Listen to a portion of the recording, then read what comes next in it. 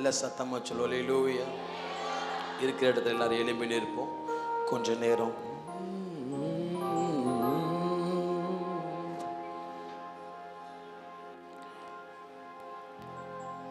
F major தானே. உம்மோடு இருப்பதுதான் என் உள்ளத்தின் வாஞ்சையா. சித்தம் செய்வது தான் இதயத்தின் ஏக்கமையா. சேர்ந்து சொல்லுவோம். உம்மோடு இருப்பது தான் என் உள்ளத்தின் வாஞ்சையா. சித்தம் செய்வது தான் இதயத்தின் ஏக்கமையா. ஏசையா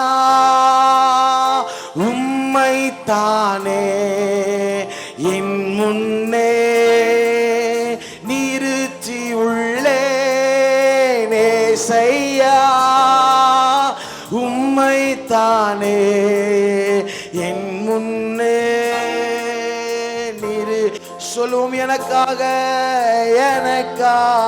யாவையும் செய்பவரே, செய்து முடிப்பவரே.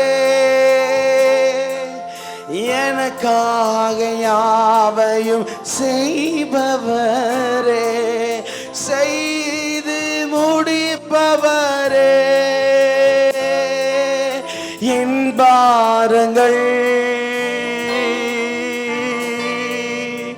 என் சுமைகள், என் பாரங்கள் என் சுமைகள் உம் பாதத்தில் இறக்கி வைத்தேன். உம் பாதத்தில் இறக்கி வைத்தேன். சேர்ந்து சொல்லுவோம். உம் பாதத்தில், உம் பாதத்தில் இறக்கி வைத்தே. ரெண்டு கைகளை உயர்த்தி ஏசையா, ஏசையா உம்மைத்தானே என் முன்னே நிறுத்தி உள்ளேன். ஏசையா ஆவியானவரே என் முன்னே நிறுத்தி உள்ளே. உம்மோடு இருப்பது தாவி. need your presence. உள்ளத்தின் வாஞ்சையா. உம் சித்தம் செய்வது தான் இதயத்தின் ஏக்கமையா. இன்னொரு விசை கூட. உம்மோடு இருப்பது தான் உள்ளத்தின் லேப்ரா காப்ரா மார்கண்டா லேப்ரா ஷஞ்சலாயே லே சர்பலயமஷே உள்ளத்தின் ஏக்கமையா. அல்ல ரெண்டு கைகளை வானத்துக்கு நேரம் உயர்த்தி கொஞ்ச நேரம் வாய்களை சத்தமாய் திறந்து, தேவ பிரசனம் இல்லாத செய்தி வேண்டாம். தேவ பிரசனம் இல்லாம இந்த கூடுகை முடிக்கப்படக்கூடாது. வந்த வண்ணமாக திரும்பி போவதற்கு அல்ல. எல்லா 2 நிமிஷம் வாய்களை திறந்து, நான் இந்த இடத்திற்கு வந்ததுக்கு ஒரு முகாந்திரம் இல்லையோ? தாவீது எல்லாரையும் பார்த்து கேட்கிறார், நான் இந்த இடத்திற்கு வந்ததுக்கு ஒரு முகாந்திரம் இல்லையோ? நான் விசுவாசிக்கிறேன், உன்னை கர்த்தர் முகாந்திரத்தோடு கொண்டு வந்திருப்பார் என்று சொன்னால், உன் குடும்பத்தை பயமுறுத்தின கோலியாத்தை கர்த்தர் இந்த பகல் வேளையிலே உன் கரத்திலே ஒப்பு கொடுப்பார். உன்னுடைய குடும்பத்தை நாசமாக்கின அந்த வலு சர்பத்தை கர்த்தர் உன் கரத்திலே ஒப்பு கொடுப்பார். 2 நிமிஷம் அந்நிய பாஷைகளை பெற்றவர்கள், அபிஷேகத்தை பெற்றவர்கள், தீ மனத்தையுமே உனக்குள் இருக்கிற தேவ வரத்தை நீ அனல் மூட்டி எழுப்பு. இந்த கூடாரம் முழுவதும் வானம் திறக்கப்படுவதாக. பரிசுத்த ஆவியானவர் டேக் கண்ட்ரோல் பண்ணுங்கப்பா. உடால் கந்தல் கபடகச்சடா அடகர் கத்தடாரக துடவலவா அடகடா ரும்தந்தன் தராதி அந்தல் ஷபலகதி அந்தலவா. ஒரு பலத்த அபிஷேகம் இந்த கூடாரத்திற்குள்ளே வந்து விழுகிறது. தைரியம் உள்ளவன் கிருபைகளை பெற்றுக்கோ. அபிஷேகம் உள்ளவன் கிருபைகளை பெற்றுக்கோ. போராடு போராடு போராடு. உடால் கபட கச்சட கடகடதவா. இன்றைக்கு குடும்பத்திற்கு விரோதமா எழுமின அந்த சத்துருவை கர்த்தர் ஒப்பு கொடுப்பார். உன்னுடைய பரிசுத்த ஜீவியத்தை கெடுத்த அந்த சத்துருவை கர்த்தர் உன் கரத்தில் ஒப்பு கொடுப்பார். ரீகல் கடகடகட துடபலவா. எல் ஷடாய் ஊழியமே இதை விடாத வாய்களை திறந்து ஒருமனப்பட்டவர்களா கர்த்தருடைய பலத்தாக்கி நீ விளட்டும். Praise Libra Katasayalayawa. Hey, Rapakatala Pakatala. Balaya. மந்திர கட்டுகள் உடைய ஆரம்பிக்கிறது. மந்திர கட்டுகள் உடைய ஆரம்பிக்கிறது.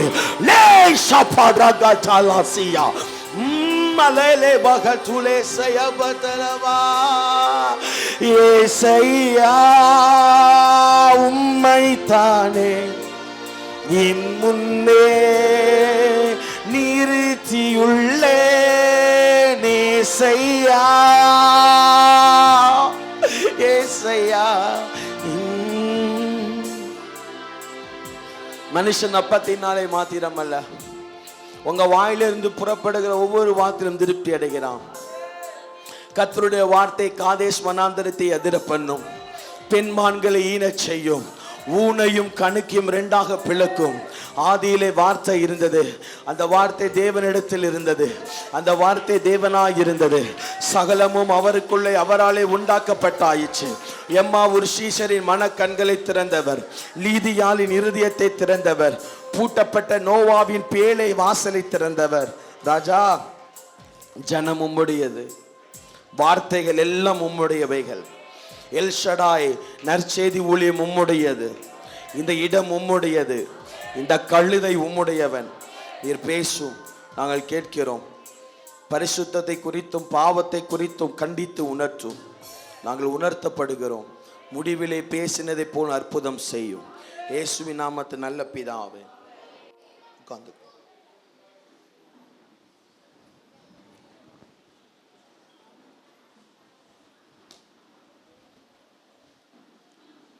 Praise God. Hallelujah. எல்லா சத்தமும் ஹல்லேலூயா சொல்லுங்க. எனக்கு கார்ட்ஸ் தருவீங்களா? தேங்க்யூ. இரட்சகரும் மீட்பருமாகிய ஆண்டவராக இயேசுவின் நாமத்தில் உங்கள் யாவருக்கும் அன்பின் வாழ்த்துக்கள். திருநெல்வேலி பட்டணத்திலிருந்து அன்பின் வாழ்த்துக்கள். ஆமே. அன்போடு அழைத்த எங்கள் அண்ணனுக்காக தேங்க்யூ ஸோ மச் அண்ணன். உங்கள் யாவருக்கு நன்றி. அக்கா எங்கே இருக்கு? Price the Lord. நம்ம எல்லாரும் ஒரு ப்ரேயர் பண்ணலாமா? வாங்கக்கா. இன்னைக்கு இவங்களுக்கு திருமண நாள். என்ன நாள்? அதை தான் திருமண நாள்னு சொல்லுங்க. கலாய்க்காதீங்க. வாங்க வாங்க. திருமண நாள். ஆமேன்னு சொல்லுங்க. ஆமாம், நல்ல ஒரு மே 31 தானப்பா? ஆமாம், கல்யாண நாள் பார்க்கிறாங்க. கர்த்தர் அவங்களுக்கு அற்புதம் செய்யணும். ஆமேன்னு சொல்லுங்க. எல்லாம் 2 கையை உயர்ச்சி, நல்ல 2 நிமிஷம் வாய் திறந்து. இல்லை நம்மளாம் ஆசீர்வாதமாக இருக்கணுங்க பிரயாசப்படுறாங்க. ஆமாம், நல்ல வாய்களை திறந்து நல்ல சத்தத்தை உயர்த்தி ஆண்டவர் ஈசாக்கு ஏஜ ரெபேக்காலை கொடுத்ததை போல அண்ணனுக்கு அங்காவை கொடுத்திருக்கிறார். 2 வாய்கள் திறந்து, தகப்பனே உம்முடைய பிள்ளைகளாய் நாங்கள் ஒருமித்து நாங்கள் ஜெபிக்கிறோம். இயேசுவின் நாமத்தில் அருமையா சகோதரியும் அண்ணனையும் கரத்தில் ஒப்பு கொடுக்கிறோம். பலத்தினாலும் அல்ல, பராக்கிரமத்தினாலும் அல்ல, தேவ ஆவியினால் எல்லாமே ஆகுமே. இப்போது உம்முடைய பிள்ளைகளுக்கு இந்த வருடங்கள் ஆசீர்வதிக்கப்படுவதாக. இந்த திருமண நாளிலே தேவ கிருபை வெளிப்படும் வெளிப்படுவதாக, தேவ அபிஷேகம் வெளிப்படுவதாக. இத்தனை வருடமும் உம்முடைய பிள்ளைகளை கர்த்தரே தாங்கினீர், கர்த்தரே ஏந்தினீர், கர்த்தரே சுமந்தி. இப்பொழுது நாங்கள் ஜெபிக்கிறோம், இத்தனை குடும்பங்களாய் ஒருமனப்பட்டு நாங்கள் ஜெபிக்கிறோம், இத்தனை தேவ பிள்ளைகளாய் ஒருமனப்பட்டு நாங்கள் ஜெபிக்கிறோம். இந்த திருமண வாழ்க்கையில தடைப்பட்டு போன ஆசீர்வாதங்கள் கரத்தில் வந்து சேர்வதாக. தடைப்பட்டு போனவைகள், தாமதமாக்கப்பட்டவைகளை லெப்ரா கட்டலா ஜீப்ரா கட்டுயா அலக்ரேமா தூர்பியாந்தல் கபாந்த சியாட்டலாயாபா பிராகட்டசியா அட்டலா பிரகட்டடா கடகடதி அந்தலபா அடகட்டடா ரகடகட குடகடகடதி அந்தலபா. எப்ராயிமே, உன்னை நான் எப்படி மறந்து போவேன்? நீ என்னுடையவன். என் மகளே, நீ என்னுடையவள். உங்களுக்கு கொஞ்சம் பலன் இருந்தும் என் கரத்திலிருந்து வருகிற ஆசீர்வாதங்கள் தாமதித்த பொழுதும் நீங்கள் என்னை முறுமுறுக்காமலும் என்னுடைய ஊழியத்தை விடாமலும் நீங்கள் எடுத்து செய்கிறபடியே நான் இதோ நன்மைகளை நான் காண பண்ணுவேன். என் கண்களில் உங்களுக்கு கிருபை கிடைத்தது. நீங்கள் புறப்பட்டு ஜாதிகளை சுதந்திரிப்பீர்கள், ராஜ்யத்தை கொள்ளையாடுவீர்கள். தகப்பனே, நல்ல வார்த்தைக்காய் ஸ்தோத்திரம். உங்களுடைய பிள்ளைகளை நாங்கள் மனதார ஆசீர்வதிக்கிறோம். இந்த வருடத்தில் அவர்கள் பள்ளிக்கு பெருகுவார்களாக. நீர் அப்படி செய்கிற நன்மைக்காய் ஸ்தோத்திரம். இயேசுவின் நாமத்தில் நாங்கள் வாழ்த்துக்களோடும் ஆசீர்வாதத்தோடும் ஜெபித்து ஜெயம் எடுக்கிறோம் நல்ல பிதாவே. ஆமென். Price the Lord. ஆமென். ஓ, நீங்களே போடுங்க. ஆமென். ஓ, இது முடிஞ்சோன்னு பண்ற காரியம். சரி சரி, நான் முந்திக்கிட்டேன்ல. ஓ, கை தட்டலாமே.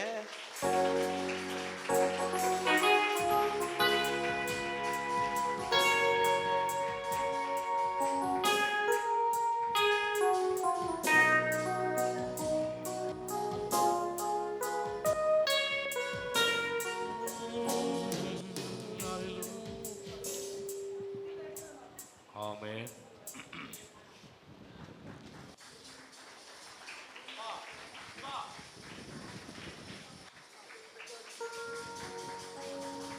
Hallelujah.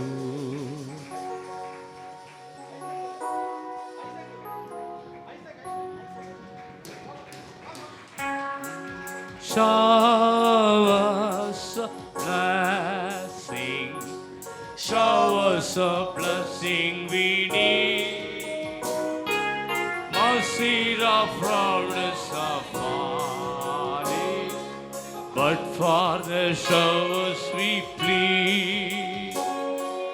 Showers of blessing, showers of blessing we need. Mercy of proudness of body, but for the showers we plead. There shall be showers of blessing. This is the promise of God. There shall be seasons refreshing, sent from the Savior above. Showers of blessing, showers of blessing we. Mercy of proudness are falling, but for the showers we plead. Arullera, Arulavasyame, Masin Karpamayal, Viralai Peyittume.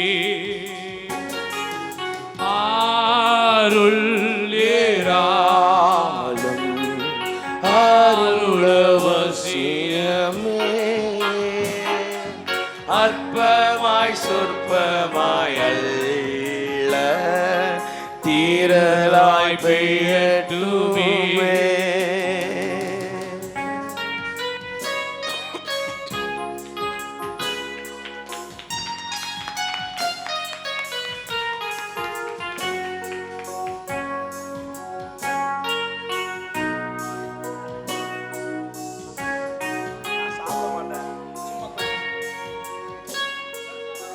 நானும் என் வீட்டாருமோ கர்த்தரையே சேவிப்போம். நீயும் சேவிப்பாயா? நீயும் சேவிப்பாயா? Praise God. Hallelujah. ஆமென். ஹல்லேலூயா. சரி, அவங்களுக்காக தொடர்ந்து ஜெபிப்போம். உங்களுடைய ஊழியங்கள் இன்னும் வளர்ந்து பெருகுவதாக. ஆமென் சொல்லுங்க. நான் ஏன் கேக் திங்கல தெரியுமா? உங்களை எல்லாத்தையும் பார்க்க வச்சு சாப்பிட்டா எனக்கு வயிறு வலிக்கும். அதனால தான் நான் சாப்பிடல. நான் முடிஞ்சவொடனே சாப்பிடுவேன். கர்த்தர் நல்லவர். ஆமென் சொல்லுங்க. உங்களை பார்ப்பது, உங்கள் கூட இருப்பது என்னுடைய வாழ்நாளில் ஒரு பெரிய ஆசீர்வாதமாய் பார்க்கிறேன். சரி, எதுன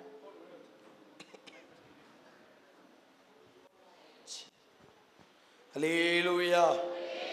எத்தனை பேர் சந்தோஷமா இருக்கிறீங்க? ஹல்லேலூயா. கர்த்தர் நல்லவர். நல்ல ஊழியங்களுக்காய், நல்ல உறவுகளுக்காய் உங்களெல்லாம் பார்ப்பது ரொம்ப சந்தோஷம். சரி, கோயில் கொடையில பேசுன மாதிரியே இருக்குது. இந்த கூழ் ஊற்றும் போது பேசுவாங்க தெரியுமா? அப்படியே கொஞ்சம் சவுண்டு கரெக்டாக வைங்க. கர்த்தர் நல்லவர். நீங்கள் கார்ட்ஸ் கரெக்டாக பிடிப்பீங்களாண்ணே? உங்களை நம்பி பேசலாமா? சரி, கர்த்தர் நல்லவர். சரி, தேங்க்யூ அண்ணா, ரொம்ப நல்லா வச்சுருக்கீங்க. தேங்க்யூ. பிரைஸ். தேங்க்யூ. சரி, கர்த்தர் நல்லவர். ஆமென் சொல்லுங்க. நம்ம ஒரு கடைசி காலத்தில் வாழ்ந்து, ஒன்று பழைய ஏற்பாட்டு காலம், ரெண்டாவது புதிய ஏற்பாட்டு காலம், மூன்றாவது கடைசி காலம். பழைய ஏற்பாட்டு காலத்திலே ஆண்டவராகிய கர்த்தர் பிதாவாகிய தேவனாய் தன்னை வெளிப்படுத்தினார். புதிய ஏற்பாட்டு காலத்திலே ஆண்டவராகிய கர்த்தர் நசரேயனாகிய இயேசு கிறிஸ்துவாய் தன்னை வெளிப்படுத்தினார். நீங்களும் நானும் வாழ்கிற இந்த கடைசி காலத்திலே அவர் உங்களுக்குள்ளும் எனக்குள்ளும் மாசம் செய்கிற பரிசுத்த ஆவியானவராய் தன்னை வெளிப்படுத்தியிருக்கிறார். அந்த திரியேக தேவனுக்கு கைகளை தட்டி நல்ல சூத்தரிக்கலாம். இந்த தினத்தில் கூட உங்களிடத்தில் எதை பேச வேண்டும் என்று கர்த்தரிடத்தில் கேட்ட பொழுது ஆண்டவர் சொன்னார், ஓரேப்பின் ஆசீர்வாதங்கள். சொல்லுங்க, மெதுவா சொல்லுங்க, மெதுவா சொல்லுங்க. ஃபேன் அந்து விழுந்துரும். இன்னும் கொஞ்சம் மெதுவா சொல்லுங்க. இந்த மாசத்துல ஃபர்ஸ்ட் வீக் மலேசியா ஊழியத்துக்கு போயிருந்தேன். நான் நினைச்சேன் நம்ம தமிழ்நாட்டில் இருக்கிற கிறிஸ்தவங்களுக்கு மட்டும்தான் மண்டை கலந்து இருக்குன்னு நினைச்சேன். ஆனால் மலேசியாவில் இருக்கிற கிறிஸ்தவங்களுக்கும் மண்டை கலந்து இருக்குது. என்ன கலந்து இருக்குது? மண்டை கிளம்பி இருக்குது. என்னன்னா, மெதுவா சொல்ல சொன்னா நம்ம எப்படி சொல்றோம்? கத்தி சொல்றோம். கத்தி சொல்லுப்பா இல்லையான மெதுவா சொல்றோம். மெதுவா சொல்லுங்க அப்படின்னா கத்தி சொல்றோம். ஆகவே நம்ம எல்லாருக்கும் டைட் பண்ணணுங்கிறத நீங்க முடிவில் ஞாபகம் வச்சுக்கோங்க. ஸ்க்ரூ டிரைவராக இருந்தால் கொண்டு வாங்க, நான் டைட் பண்ணி அனுப்புகிறேன். கர்த்தர் உதவி பண்ணுவார். ஆமென் சொல்லுங்க. நம்ம இந்த கடைசி காலத்தில் வாழ்கிறோம். நம்ம எல்லாரும் இன்னைக்கு கர்த்தரிடத்தில் கேட்குறோம், ஆண்டவரே எனக்கு தேவனுடைய கரத்திலிருந்து ஒரு ஆசீர்வாதத்தையுமே பெற்றுக்கொள்ள முடியல. வேதம் சொல்லுகிறது, யாக்கோபு தேவனுடைய சமூகத்திலிருந்து ஆசீர்வாதங்களை பெற்றுக்கொண்டான். ஈசாக்கு துறவுகளை தோண்டி தன்னுடைய ஆசீர்வாதங்களை பெற்றுக்கொண்டான். ஆபிரகாம் நடந்து நடந்து தன்னுடைய ஆசீர்வாதங்களை பெற்றுக்கொண்டான். யோபு விசுவாசத்தினால் வல்லவனாகி அவன் பயங்கர 2 மடங்கு திருப்புமனையை அவன் எடுத்துக்கொண்டான். ரட்சிக்கப்பட்டு 10 வருடம் ஆகிறது, ரட்சிக்கப்பட்டு 20 வருஷம் ஆகிறது, ரட்சிக்கப்பட்டு 13 வருஷம் ஆகிறது. ஆனாலும் இன்னும் கர்த்தருடைய கரத்தில் இருந்து என்னுடைய வாழ்க்கையில் ஒன்றும் வந்து சேரவில்லை. தேவனுடைய பிரசன்னத்தில் இருந்து என்னுடைய வாழ்க்கையில் ஒன்றும் வந்து சேரவில்லை. கர்த்தருடைய மகிமையிலிருந்து என்னுடைய வாழ்க்கையிலே ஜெபம் முடிகிற வரைக்கும் யாரு கூட பேசக்கூடாது. பேசினா வெளியே எந்திரிச்சு போயிடணும். ஒன்றும் வரவில்லை என்று சொல்லி நாம் மனம் பதறி போய் கொண்டிருக்கிறோம். வருகிறவர்கள் நாம் சாட்சி சொல்லுகிறார்கள், 10 லட்சம் ரூபாய் கடன் இருந்தது, ஒரு நாள் ஜெபத்திற்கு வந்தேன், 10 லட்சம் ரூபாய் கடனும் மாறிவிட்டது. அவங்க சாட்சி சொல்லும் போது நம்ம கை தட்டுவோம், ஆனா உள்ள வயிறுல என்ன பண்ணும்? எரியும். இத்தனை வருஷம் நாங்க சர்ச்சுக்கு வரோம், இத்தனை மாசம் நாங்க தசம பாகம் காணிக்க கொடுக்கிறோம், இத்தனை வருஷம் நாங்க சர்ச்சில் ஊழியத்தில் எல்லாத்தையும் நாங்க சாக்ரிஃபைஸ் பண்றோம், ஏன் ஆண்டவரால எங்களால ஆசீர்வதிக்க முடியல அப்படின்னு கேட்டால் நம்ம கேட்க போகிறோம். இன்னைக்கு அப்படிப்பட்ட செய்தியை தான் பரிசுத்த ஆவியானவர் நம்மத்தில் பிரதிஷ்டை பண்ண விரும்புகிறார். ஓரேப் என்று சொன்னால் வேதாகமத்தில் 2 இடத்துல ஒரு மனிதனுக்கு பெயர் ஓரேப், 2வது ஒரு இடத்திற்கு பெயர். என்னோடு கூட ஒருவர் திருப்பி கொண்டு வாசியுங்கள். நியாயாதிபதிகளின் புஸ்தகம் 7வது அதிகாரம் 25வது வசனத்தை வாசிக்க கேட்கலாம். நியாயாதிபதிகள் 7 வசனம் 25. அந்த மைக் சவுண்ட் எங்கன?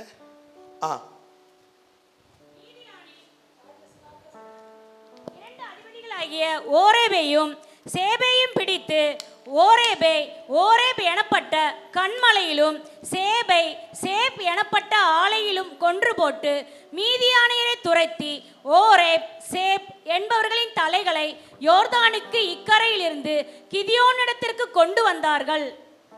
இந்த இடத்துல நம்ம பார்த்தோம் என்று சொன்னால் மீதியானியருக்கு 2 அதிபதிகள் இருக்கிறார்கள். ஒருத்தன் பெயர் ஓரேப், இரண்டாவது பெயர் சேப். இந்த ஓரேப்பைங்கிற மலையிலே கொன்று போடுகிறார்கள். சரியா? அப்ப நீங்க புரிஞ்சுக்கொள்ளணும், ஓரேப் என்று சொன்னால் வேதாகமத்தில் ஒரு மனிதனுக்கு பெயர் ஓரேப்பா இருந்தது. இரண்டாவது என்னோடு கூட திருப்பி கொள்ளும்படியா கேட்டுக்கொள்கிறேன். ஸ்தோத்திரம். ஏசாயா தீர்க்கதரிசியின் புஸ்தகம் 10வது அதிகாரம் வசனம் 26 நாம் வாசிக்க கேட்கலாம். ஏசாயா 10 வசனம் 26. ஓரேப் கண்மலையிலே மீதியான் வெட்டுண்டது போல் சேனைகளின் கர்த்தர் அவன் மேல் ஒரு சவுக்கை எழும்பி வர பண்ணி எகிப்திலே தமது கோலை கடலின் மேல் ஓங்கினது போல் அதை அவன் மேல் ஓங்குவார். அப்போ இரண்டாவது வேதாகமத்திலே சொல்லப்படுகிறது ஓரேப் என்பது ஒரு கண்மலை அப்படின்னு சொல்லப்படுகிறது. கண்மலை. அப்போ 2 இடத்துல வேதாகமத்திலே ஓரேப் வருகிறது. ஒரு இடத்துல பேர் என்ன பேரு? ஒரு மனிதனுடைய பெயர். அந்த மனுஷன் யாரு? மீதியானியருக்கு 2 அதிபதிகள். ஒருத்தனுடைய பேர் ஓரேப், இன்னொருத்தன் பேரு சேப். அவங்களுடைய ஒருத்தன் பேர் ஓரேப். சரியா? ரெண்டாவது யார் பெயர் ஓரேப் அப்படின்னு கேட்டா இந்த கண்மலையின் பெயர். எகிப்திலே ஸ்தோத்திரம் மோசே கண்ட அந்த மலை ஓரேப்பிலே கர்த்தருடைய மகிமை இறங்கினது பாருங்க. அந்த மலைக்கு பெயர் ஓரேப். சரிங்களா? ஓரேப் என்று சொன்னால் என்ன அப்படின்னு கேட்டா மவுண்டன் ஆஃப் காட், கர்த்தருடைய பர்வதம் அல்லது ஹெவன் ஆஃப் காட் அப்படின்னு சொல்லலாம். ஓரேப் என்று சொன்னால் வேதாகமத்திலே கர்த்தருடைய பர்வதம் என்று சொல்லப்படுகிறது. ஆமென். ஸ்தோத்திரம். ஹீப்ரூல ஓரேப் என்று சொன்னால் என்ன சொல்லப்படுகிறது அப்படின்னு கேட்டா எபிரேய மொழியில் டெசர்ட் அப்படின்னு சொல்லப்படுகிறது. அப்படின்னா வனாந்திரம். ஓரேப் என்று சொன்னால் வனாந்திரம். சொல்லுங்க. ஒரு சில நேரத்தில் கர்த்தர் நம்மளை ஆசீர்வதிக்கிறது வனாந்தரத்தில் தான் ஆசீர்வதிப்பார். ஆமென் சொல்லுங்க. எல்லா பயிலையும் கலட்டி விட்டுட்டு தனியா வச்சுதான் நம்மளை அவர் ஆசீர்வதிப்பார். ஆமென். அதுதான் டெசர்ட். ஓரேப் என்று சொன்னால் வனாந்திரம். இந்த ஓரேப்பை குறித்து வேதம் சொல்லுகிறது இது ஒரு சிறிய கண்மலை. இது 15 அடி நீளம், 10 அடி அகலம், 12 அடி உயரம். சீனா மலையை சுற்றிலும் இருக்கிற எல்லா கண்மலைக்கும் பெயர் என்ன பெயர் தான்? ஓரேப். சரி, ஓகே. இந்த இடத்துல ஓரேப்பின் ஆசீர்வாதங்கள் என்ன? ஓரேப் என்று சொன்னால் கர்த்தருடைய பிரசன்னம். ஓரேப் என்று சொன்னால் கர்த்தருடைய சமூகம். ஓரேப் என்று சொன்னால் கர்த்தர் நம்மை சந்திக்க வேண்டிய இடம். நன்றாய் புரிந்து கொள்ள வேண்டும் வேலூர் ஜனங்களே, நாம் எந்த இடத்திலிருந்து வேண்டுமானாலும் கர்த்தரிடத்தில் பேசலாம். ஆனால் கர்த்தர் நம்முடன் பேச ஒரு சில ஓரேப்பின் அனுபவத்தை வைத்திருக்கிறார். ஆமென் சொல்லி கைத்தட்டுகள் ஸ்தோத்திரம் பண்ணுங்க. நாம எங்க இருந்து கூட கர்த்தர்கிட்ட பேசலாம். சமைக்கும் போது கர்த்தர் கூட பேசலாம். துணிகளை துவைக்கும் போது கர்த்தரிடத்தில் பேசிக்கலாம். நம்முடைய சரீரத்தை நாம் குளிப்பாட்டும் பொழுது கர்த்தரிடத்தில் பேசலாம். ஆனால் கர்த்தர் நம்மிடத்தில் பேச ஓரேப் என்கிற ஒரு சில ஸ்தலத்தை அவர் ஏற்படுத்தி வைத்திருக்கிறார். ஆமென் சொல்லுங்க. அல்லேலூயா சொல்லுங்க. திருப்பிக் கொள்ளுவோம். ஓரேப்பின் முதலாவது ஆசீர்வாதம் என்ன? என்னோடு கூட திருப்பிக் கொள்ளுங்கள். ஆமென் ஸ்தோத்திரம். யாத்திராகமத்தின் புஸ்தகம் 3வது அதிகாரம். யாத்திரையாகமத்தின் புஸ்தகம் 3வது அதிகாரம் வசனம் 8, 9, 10 வாசிக்க கேட்கலாம். அவர்களை எகிப்தின் கைக்கு விடுதலையாக்கவும் அவர்களை அந்த தேசத்திலிருந்து நீக்கி கானானியரும் ஏத்தியரும் எமோரியரும் பெருசியரும் ஏவியரும் எபூசியரும் இருக்கிற இடமாகிய பாலும் தேனும் ஓடுகிற நலமும் விசாலமுமான தேசத்தில் கொண்டு போய் சேர்க்கவும் இறங்கினேன். இப்பொழுது இஸ்ரவேல் புத்திரரின் கூக்குரல் என் சந்ததியில் வந்து எட்டினது. எகிப்தியர் அவர்களை ஒடுக்குகிற ஒடுக்குதலையும் கண்டேன். நீ இஸ்ரவேல் புத்திரராகிய என் ஜனத்தை எகிப்திலிருந்து அழைத்து வரும்படி உன்னை பார்வோனிடத்துக்கு அனுப்புவேன் வா என்றார். உன்னை பார்வோனிடத்திற்கு அனுப்புவேன் வா என்றார். மோசே ஏறத்தாழ 80 வருடம் கழித்து கர்த்தருடைய சத்தத்தை கேட்கிறார். மோசே 40 வருஷம் தன்னுடைய தாத்தாவுடைய வீட்டிலே வளர்க்கப்பட்டார். பார்வோன் எகிப்தின் அரண்மனையிலே 40 வருஷம் சாப்பிட்டு 40 வருஷம் எகிப்தின் சகல பாரம்பரியங்களையும் சகல மந்திரங்களையும் கற்றுக்கொண்டு வாழ்க்கையிலும் செய்கையிலும் வல்லவனானான் என்று வேதம் சொல்லுகிறது. அடுத்த 40 வருஷம் வனாந்தரத்திலே கர்த்தர் இந்த மோசேயை உருவாக்குகிறார். 80 வருஷம் மோசே யார் என்று இந்த மோசேக்கு தெரியாது. மோசேயை கொண்டு இஸ்ரவேலின் பரிசுத்தர் என்ன செய்ய போகிறார் என்று இந்த மோசேக்கு தெரியாது. ஏதோ ஒரு வாழ்க்கை 40 வருஷம் நல்ல அரண்மனையில வாழ்ந்தோம். இந்த 40 வருஷம் தன்னுடைய மாமனாகிய எத்திரோவின் ஆடுகளை மேய்த்து கொண்டிருக்கிறார். 80 வருடம் இந்த மோசே உயிர் வாழ்கிறான். இவனை கொண்டு கர்த்தர் என்ன செய்ய போகிறார்? இவனை கொண்டு பரலோகம் என்ன திட்டம் வைத்திருக்கிறது? இவனை ஏன் கர்த்தர் சின்ன வயசிலிருந்து உருவாக்கி பாதுகாத்தார் என்று இந்த மோசேக்கு தெரியாது. வேதம் சொல்லுகிறது, யாத்திராகமத்தின் புஸ்தகம் 3வது அதிகாரத்தை நீங்கள் வீட்டில் செஞ்சு முழுவதும் வாசித்து பார்ப்பீர்கள் என்று சொன்னார். மோசே தன் மீதியானின் மாமனாகிய எத்திரோவின் ஆடுகளை வனாந்தரத்தின் பின்புறம், அதாவது ஓரேப் என்கிற தேவ பர்வதம் மட்டும் மோசே ஆடுகளை மேய்த்து கொண்டு வருகிறான். வேதம் சொல்லுகிறது, ஓரேப் என்கிற தேவ பர்வதத்திலே ஒரு முட்செடி எரிகிறது. அந்த முட்செடி அக்கினியினால் எரிந்தும் அது வெந்து போகாமல் இருக்கிறது. மோசே உற்று பார்த்து சொல்லுகிறான், இந்த முட்செடி அக்கினியினால் எரிந்தும் வெந்து போகாமல் இருக்கிறதுக்கு காரணம் என்ன? நான் கிட்டே சென்று இந்த அற்புத காட்சியை பார்ப்பேன் என்று மோசே சொல்லுகிறார். வேதம் சொல்லுகிறது, மோசே அக்கினிக்கு பக்கத்தில் நெருங்கும் பொழுது பரலோகத்தில் இருந்து, அதாவது அந்த முட்செடியிலிருந்து ஒரு சத்தம் கேட்கிறது, மோசே மோசே நீ நிற்கிற இடம் பரிசுத்த பூமி, ஆகவே உன் பாதரட்சைகளை கலற்றி போடு என்று சொன்னார். 80 வருடம் மோசேக்கு தேவனுடைய சத்தம் கேட்கவில்லை. ஆனால் என்றைக்கு மோசே ஓரேப் என்கிற தேவ பர்வதத்தில் ஏறி தேவத்தில் சமூகத்திலிருந்து பெறுகிற அக்கினியை கெட்டி சேர்ந்தானோ, அன்றைக்கு உலகத்தை உண்டாக்கின கர்த்தர் மோசே கூட பேச ஆரம்பிக்கிறார். அன்றைக்கு பெயரை சொல்லி கர்த்தர் அழைக்க ஆரம்பிக்கிறார். 2 கைகளை தட்டி கர்த்தரை ஸ்தோத்தரிக்கலாம். நன்றாய் கவனியுங்கள். இந்த மோசே பரலோகத்தில், அதாவது இந்த தேவ பர்வதத்திற்கு ஏறும்போது இவன் வெறும் மேய்ப்பன் தான். இவன் வெறும், மெதுவா சொல்லுங்க, வெறும் மேய்ப்பன் தான். ஆடு மேய்க்கிற ஆள் தான், ஆட்டை மேய்க்கிறவன் அப்படி சொல்ற ஆள் தான் இவன். ஆனா அவன் என்னைக்கு ஓரேப்ங்கிற தேவ சமூகத்திற்கு போனானோ, அந்த அக்கினியை கிட்டி சேர்ந்தானோ, அன்னைக்கு ஆண்டவர் பேசுகிறார், எப்பா என் ஜனங்கள் எகிப்தில் 430 வருஷம் அடிமைப்பட்டு இருக்கிறார்கள். என் ஜனங்களுக்கு நல்ல ஆகாரங்கள் கிடையாது. என் ஜனங்களை தேய்ச்ச யாரும் இல்லை. என் ஜனத்தை போஷிக்க யாரும் இல்லை. என் ஜனத்திற்கு உதவி பண்ண யாரும் இல்லை. இந்த முட்செடியை போல அவர்களுடைய வாழ்க்கை நெருக்கப்பட்டு இருக்கிறது. ஆகவே உன்னை பார்வோன் இடத்திற்கு அனுப்புவேன், வா அப்படின்னு சொல்றார்.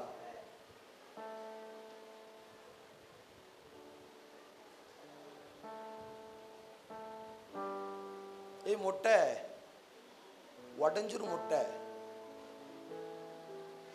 சேட்டை, யாராவது ஒருத்தர் போய் உட்காந்து 2 கொட்டு வைப்பீன்னு பார்த்தா ஒருத்தர் முக்க மாட்டீங்க. யாரா அம்மா அப்பா மாதிரி கூட வந்திருக்கீங்களா? உங்க பிள்ளைங்க யாராவது உட்காந்துருக்காங்களா? கொடுங்க காப்பே, வைங்க காரு. சே கவனிங்க, பிள்ளைங்களுக்கு ஏசப்பா பற்றி சொல்லி கொடுக்கணும். அது எந்த பிள்ளைங்களா இருக்கட்டும், பக்கத்தில் போய் உட்காந்து ஏசப்பா அந்த இடத்துல இருக்கிறாங்க, நீ அமைதியாயிரு. உங்க கோயிலுக்கு போகும்போது நீ எப்படி அமைதியா இருப்ப, ஏசப்பா அமைதி இருக்கிறாங்க, அமைதியா இருந்து சொல்லி கொடுக்கணும். ஆமேன்னு சொல்லுங்க. நம்மளே அதுக்கு ஏதாவது பண்ணா பண்ணிட்டு போட்டோம் அப்படின்னு இருந்தேன்னா அப்படிதான் இருக்கும். கவனிங்க, நல்லா கவனிங்க. 80 வருஷம் இந்த மோசே மேல கர்த்தர் என்ன திட்டம் வைத்திருக்கிறது மோசேக்கு தெரியாது. இப்ப இந்த மோசே கிட்ட ஆண்டவர் சொல்லுகிறார், இப்படிதான் என் ஜனங்கள் இருக்கிறாங்க.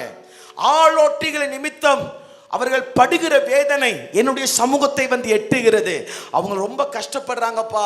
இந்த ஜனத்தை உன்னை கொண்டு தான் மீட்கணும், உன்னை கொண்டு தான் அந்த ஜனத்தை நான் ரட்சிக்கணும் ஆண்டவர்கிட்ட சொல்லும் போது மோசே ஆண்டவர்கிட்ட சொல்லுகிறார், நான் திக்கு வாயும் மந்த நாவும் உள்ளவன். எப்படியா? நான் திக்கு வாயும். ஆனா வேதத்தின் அடிப்படையில் பார்த்தால் மோசே திக்கு வாயும் அல்ல, மந்த நாவும் அல்ல. திருப்பிக் கொள்வோம். அப்போஸ்தலர் நடபடிகள் 7வது அதிகாரம் 22வது வசனத்தை வாசிக்கலாம். அப்போஸ்தலர் 7 வசனம் 22. மோசே எகிப்தியருடைய சகல சாஸ்திரங்களிலும் கற்பிக்கப்பட்டு வாக்கிலும் செய்கையிலும் வல்லவனானான். அவ்வளவுதான், முடிஞ்சது. மோசே எப்படிப்பட்டவனா? சூத்திரம். வாய் திறக்காத ஆத்துமாக்கள் வாய் திறங்க. சாப்பாடு உண்டாக்கா? உண்டு. என்ன சாப்பாடு இன்னைக்கு? முட்டை உண்டா? முட்டை உண்டாம்பா. சரி, கொஞ்சம் முழிச்சு உட்கா. நான் ஃபாஸ்டிங்கில் இல்லை, ஒத்துக்கிறேன். நான் ஃபாஸ்டிங்லாம் கிடையாது. நேற்று நைட்டு நான் பஸ்ஸில் வரும்போது ஃபாஸ்டிங் இருந்துட்டேன். ஏன் நான் ஃபாஸ்டிங் இல்லைன்னு கேட்டால், நான் வந்து மெடிசனில் இருக்கிறேன், அதனால் எனக்கு ஃபாஸ்டிங் கிடையாது. எனக்கு வந்து ஆண்டவர்கிட்ட பெர்மிஷன் கேட்டால் ஆண்டவர் நான் நைட்டு உபவாசம்னு சொன்னான், சரியா? அதனால் நான் காலையிலேயே 3 புரோட்டா 2 இடியாப்பம் 1 பாயா சாப்பிட்டேன். நல்லா சாப்பிட்டேன். நல்ல அதாவது நான் சாப்பிட்டு வந்து இன்னைக்கு சொல்லிடணும் பார்த்தீங்க, நான் பரிசுத்தவனை போல நான் உபவாசத்தோடு உங்கள் சமூகத்தில் வந்து நின்று இப்படி நான் பிரசங்கம் பண்ண ஆசைப்படலை. உள்ளதெஞ்சும் இல்லதெஞ்சும் நம்ம பேசுவோம். இப்படிப்பட்டு பேசினவங்களாம் நிறைய பேர் அவுட் ஆகிட்டாங்க ஊழியத்தில். அவன் எப்போதுமே நம்ம நாமளாகவே இருக்கணும். ஆமேன்னு சொல்லுங்க. அவன் எப்போதுமே நிறைய பேர் என்ன கேட்பாங்க, பிரதர் கீழே இறங்கினா பச்சை குழந்தைமே இருக்கிறீங்க, ஸ்டேஜுக்கு போனால் முகம் ஒரு மாதிரி மாறுது, வாய் ஒரு மாதிரி. இதுக்கும் அதுக்கும் எனக்கு என்ன சம்மந்தம் கிடையாது. மேடையில் அது அவருடைய வேலை, அவர் எதையாவது பண்ணுவார். சரி, கர்த்தர் நல்லவ. வாங்கக்கா, முன்னாடி வாங்க. உங்களுக்கு முன்னாடி சீட்டில் 3வது சேரில் இடம் இருக்குது, முன்னாடி வாங்க. கர்த்தர் உங்களை ஆசீர்வதிப்பார். கவனிங்க, திரும்பி பார்த்தா உப்பு தூணா மாறிடுவீங்க. லோத்தின் மனைவி திரும்பி பார்த்தா உப்பு தூணாய். ஒரு விபிஎஸ்ல ஒரு பாட்டு உண்டு, லோத்தின் மனைவி திரும்பி பார்த்தால் உப்பு தூணாய் மாறினாள், விட்ட பாவத்தை பார்க்காதே நீ இயேசுவிடம் ஓடிவா அப்படின்னு விபிஎஸ்ல ஒரு பாட்டு உண்டு. சரி, கர்த்தர் நல்லவர். இந்த மோசேயை குறித்து வேதம் சொல்லுகிறது, இவன் எகிப்தின் சகல சாஸ்திரங்களும் கற்பிக்கப்பட்டு வாழ்க்கையிலும் செய்கையிலும் வல்லவனானான். ஆனா பட் மோசே தன்னை பத்தி கர்த்தர்கிட்ட சொல்றார், ஆண்டவரே நீர் எல்லாம் சொல்றீர், ஓகே, நான் திக்குனாவும் மந்தனாவும். ஆண்டவர் சொல்றார், பரவாயில்ல தங்கம், நீ திக்குவாயா இருந்துக்கோ, நீ மந்தனாவா இருந்துக்கோ, உன் சகோதரனாகிய ஆரோன் உனக்கு. ஆனா நீங்க வேதாகமத்தை தலையில நின்று வாசிச்சு பாருங்க, ஒரு நாள் கூட ஆரோன் மோசேக்கு வாயா இருக்கவே இல்லை. ஒரு நாள் கூட மோசே ஆரோன் மோசேக்கு எப்படி இல்லை? ஏன்னா இவனால பேச முடியும், பயந்தாங்கொள்ளி. தேவ சமூகத்துல ஊழியத்துக்கு வந்துடக்கூடாதுங்கிற பயம், எகிப்தை குறித்த பயம். எகிப்தில் ஏற்கனவே ஒருத்தரை நாம் என்ன பண்ணிட்டேன், கொலை பண்ணிட்டேங்கிற பயம். எகிப்தின் ராஜா அவனுடைய வளர்ப்பு தாத்தாவை குறித்தான பயம். ஆண்டவர் இந்த மோசே கிட்ட சொல்லுகிறார், தம்பி 80 வருஷம் நான் உன்னை உருவாக்கினேன், என்னுடைய மகத்தான ஊழியத்தை செய்ய, என் ஜனத்தை பாவத்திற்குள் இருந்தும் எகிப்தின் அடிமைத்தனத்திற்குள் வெளியே கொண்டு வரதான் உன்னை உருவாக்கினேன் என்று ஆண்டவர் சொல்லுகிறார். நன்றாய் கவனிக்க வேண்டும். ஓரேப்பிலே என்ன வெளிப்படுகிறது அப்படின்னா, கர்த்தர் நம்ம மேலே வச்சிருக்கிற சித்தம் வெளிப்படுகிறது. ஆமென் சொல்லுங்க, அல்லேலூயா சொல்லுங்க. வேதம் சொல்லுகிறது, அந்நாட்களில் என்னை நோக்கி கர்த்தாவே கர்த்தாவே, நான் அந்நிய பாஷையை பேசினேன், நான் தீர்க்க தரிசனங்களை சொன்னேன், நான் பிசாசுகளை துரத்தினேன், நான் வியாதியஸ்தர்களை சுகமாக்கினேன், என்னை பரலோகத்திற்குள்ள பிரமிட் பண்ணுங்க, என்னை பரலோகத்திற்குள்ள அலோவ் பண்ணுங்க என்று நீங்க கேட்பார்கள். அப்பொழுது கர்த்தர் சொல்வாராம், அக்கிரம செய்கைக்காரரே என்னை விட்டு அகன்று போங்கள். இந்த உலகத்தில் இத்தனை பிரச்சனைகள், இத்தனை போராட்டங்கள், இத்தனை நிந்தனைகள், இத்தனை வியாதிகள், இத்தனை கண்ணீர், இத்தனை கவலை, ஐயோ வாழ்க்கையை முடித்துக் கொள்ளலாமே, எத்தனை போராட்டங்கள், எத்தனை மனிதர்கள் நம்பி ஏமாற்றி விட்டார்கள், எத்தனை தாமதங்கள், எத்தனை வார்த்தைகள், மனிதர்கள் நம்மளை உடைக்கிறது காரியங்கள், இது எல்லாத்தையும் அனுபவிச்சுட்டு நம்ம ஏன் வாழ்றோம் அப்படின்னா, மாரநாதா இயேசு சீக்கிரம் வருவார், தம்மோடு நம்மை சேர்த்து கொள்வார். விசுவாசிக்கீங்களா? அல்லேலூயாவா. நல்லா கவனிக்கணும். அதுதான் இந்த மத்தேயு 7 ஆண்டவர் அழகா சொல்லி இருக்கிறார், பரலோகத்தில் இருக்கிற என் பிதாவின் சித்தத்தின்படி செய்கிறவனே அல்லாமல் என்னை நோக்கி கர்த்தாவே கர்த்தாவே என்று சொல்லுகிறவன் அதில் பிரவேசிப்பதே இல்லை. பிரதர், சிஸ்டர், உங்கள் மேலே கர்த்தர் ஒரு தனி சித்தத்தை வைத்திருக்கிறார். நீங்க அந்த சித்தத்தை எப்போ கண்டுபிடிக்க முடியும்னா, ஓரேப்புங்கிற தேவ பர்வதத்திற்கு நீங்க ஏறி வரணும். ஆமென் சொல்லுங்க, அல்லேலூயா சொல்லுங்க.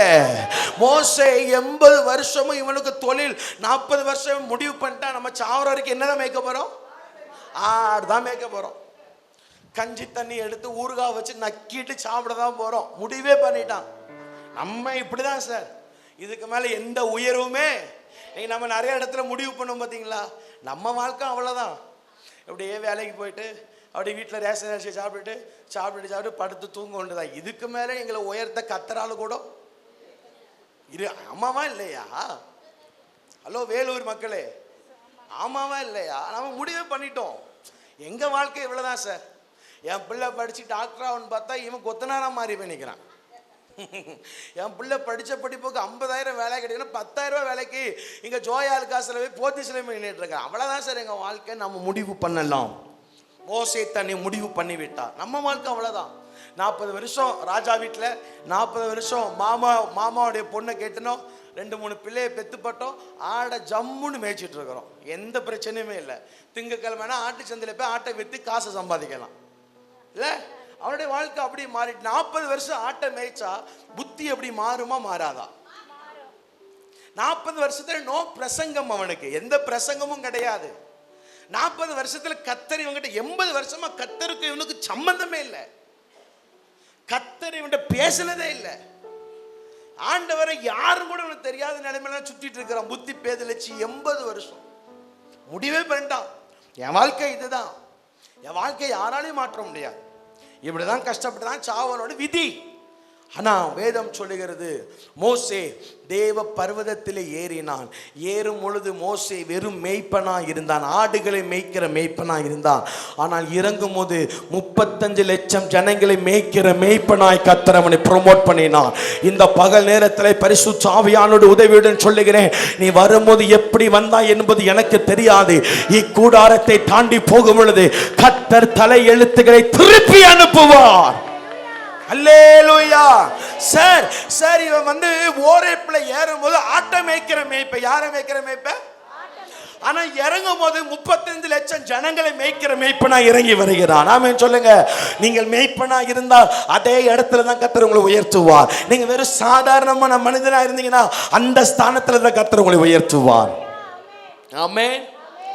ஆண்டவர் தாவீது கிட்ட சொல்லுகிறார், உன்னை இஸ்ரவேலுக்கு ராஜாவான அபிஷேகம் பண்றேன். 17 வயசுல அபிஷேகம். எத்தனை வயசுல அபிஷேகம்?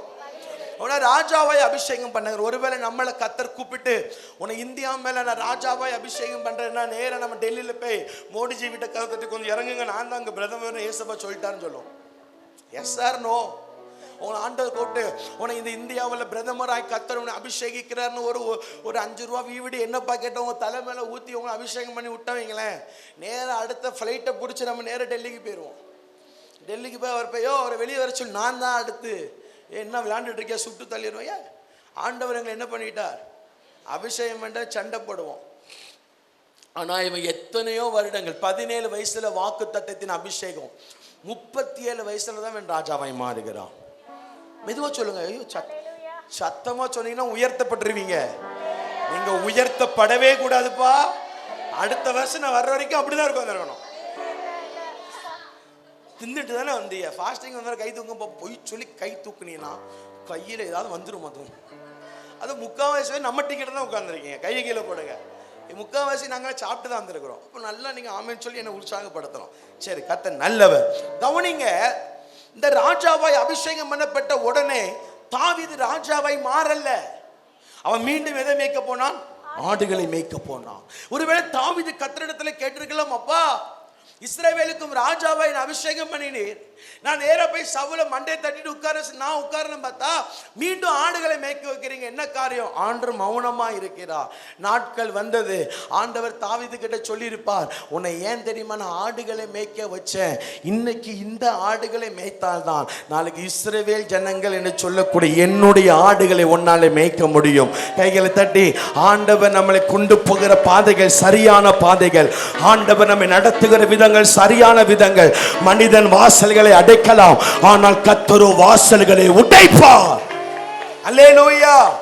இப்ப தாவீது கர்த்தரிடத்துல கேட்டிருக்கிற, ஆண்டவரே நான் சிங்கத்து கூட கரடி கூட என்ன பண்ணிட்டு இருக்கிறேன்? சண்டை போட்டுட்டு இருக்கிறேன்.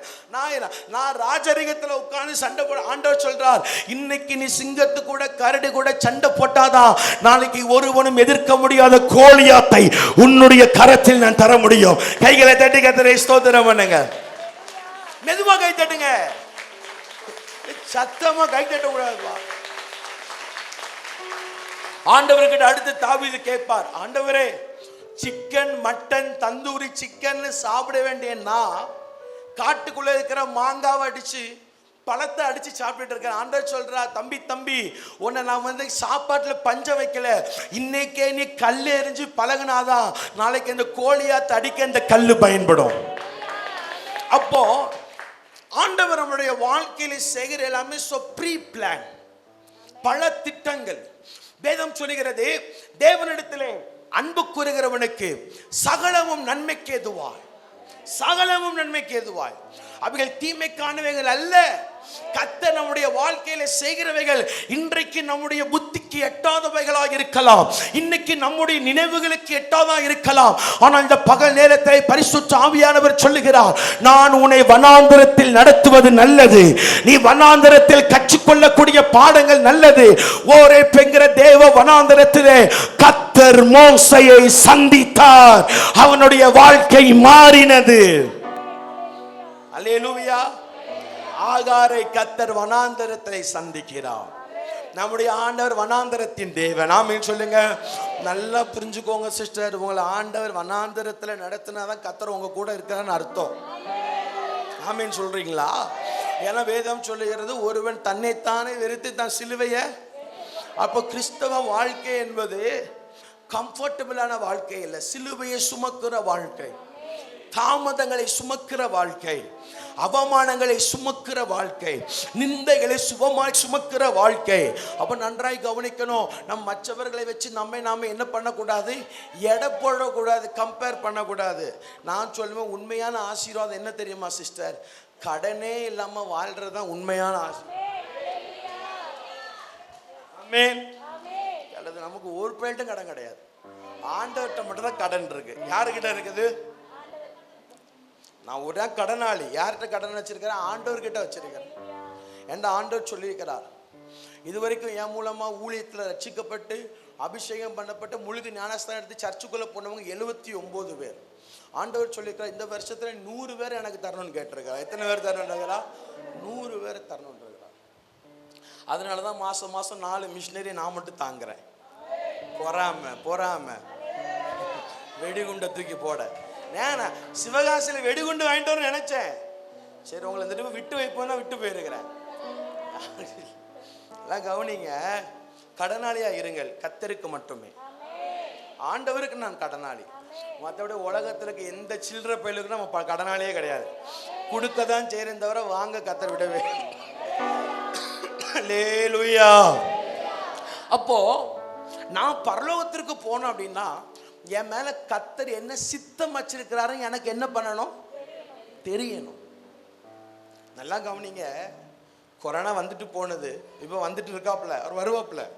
இன்னும் பயங்கரமா என்கிட்ட ஆண்டவர் பேசினார், இன்னும் கொஞ்ச நாள்ல ஒரு வியாதி வரும், குடல்கள் வெடிக்க ஆரம்பிக்கும், நரம்புகள் வெடிக்க ஆரம்பிக்கும், ஒரு கண்ணு இருக்கும், ஒரு கண்ணு வீங்கி வெடிக்க ஆரம்பிக்கும், ஜனங்கள் செத்து விழுவார்கள், ஜனங்களுடைய வயிறு வெடிக்க ஆரம்பிக்கும், காற்றுல நோய் வரும். இதெல்லாம் ஆண்டவர் பேசி இருக்கிறார். ஆண்டவர் என்று சொன்னார், கடல்ல இருக்கிற மீனை பார்ப்பீங்க, அந்த மீனை உங்களால சாப்பிட முடியாது. வயல்வெளியில் நிலைஞ்சிருக்கிற நெல் விதைகளை பார்ப்பீர்கள், அந்த நெற்கதிர்களை உங்களால் சாப்பிட முடியாது. ஒருவனும் தூங்க முடியாத ஒரு கொள்ளை காலத்தை நான் அனுப்புகிறேன் அப்படின்னு ஆண்டவர் என்ற பேசினார். ஒவ்வொரு காரியத்தையும் ஆண்டவர்கிட்ட கேட்ட, ஆண்டவரே கொரோனா வரும்னு சொல்றியே, கொரோனா வந்த மாடே இல்லையன்னு பார்த்தா ஆண்டவர் சொன்னார், வருஷத்தின் நடுமத்தியிலே நான் செய்கிற காரியத்தை நீ காண்பாய். வருஷத்தின் நடுமத்திய மாதம் 6வது மாதம். இந்த மாதத்துல திரும்பி பார்த்தா 1600 பேர் கொரோனாவில் சிகிச்சைக்குள் இருக்கிறாங்க.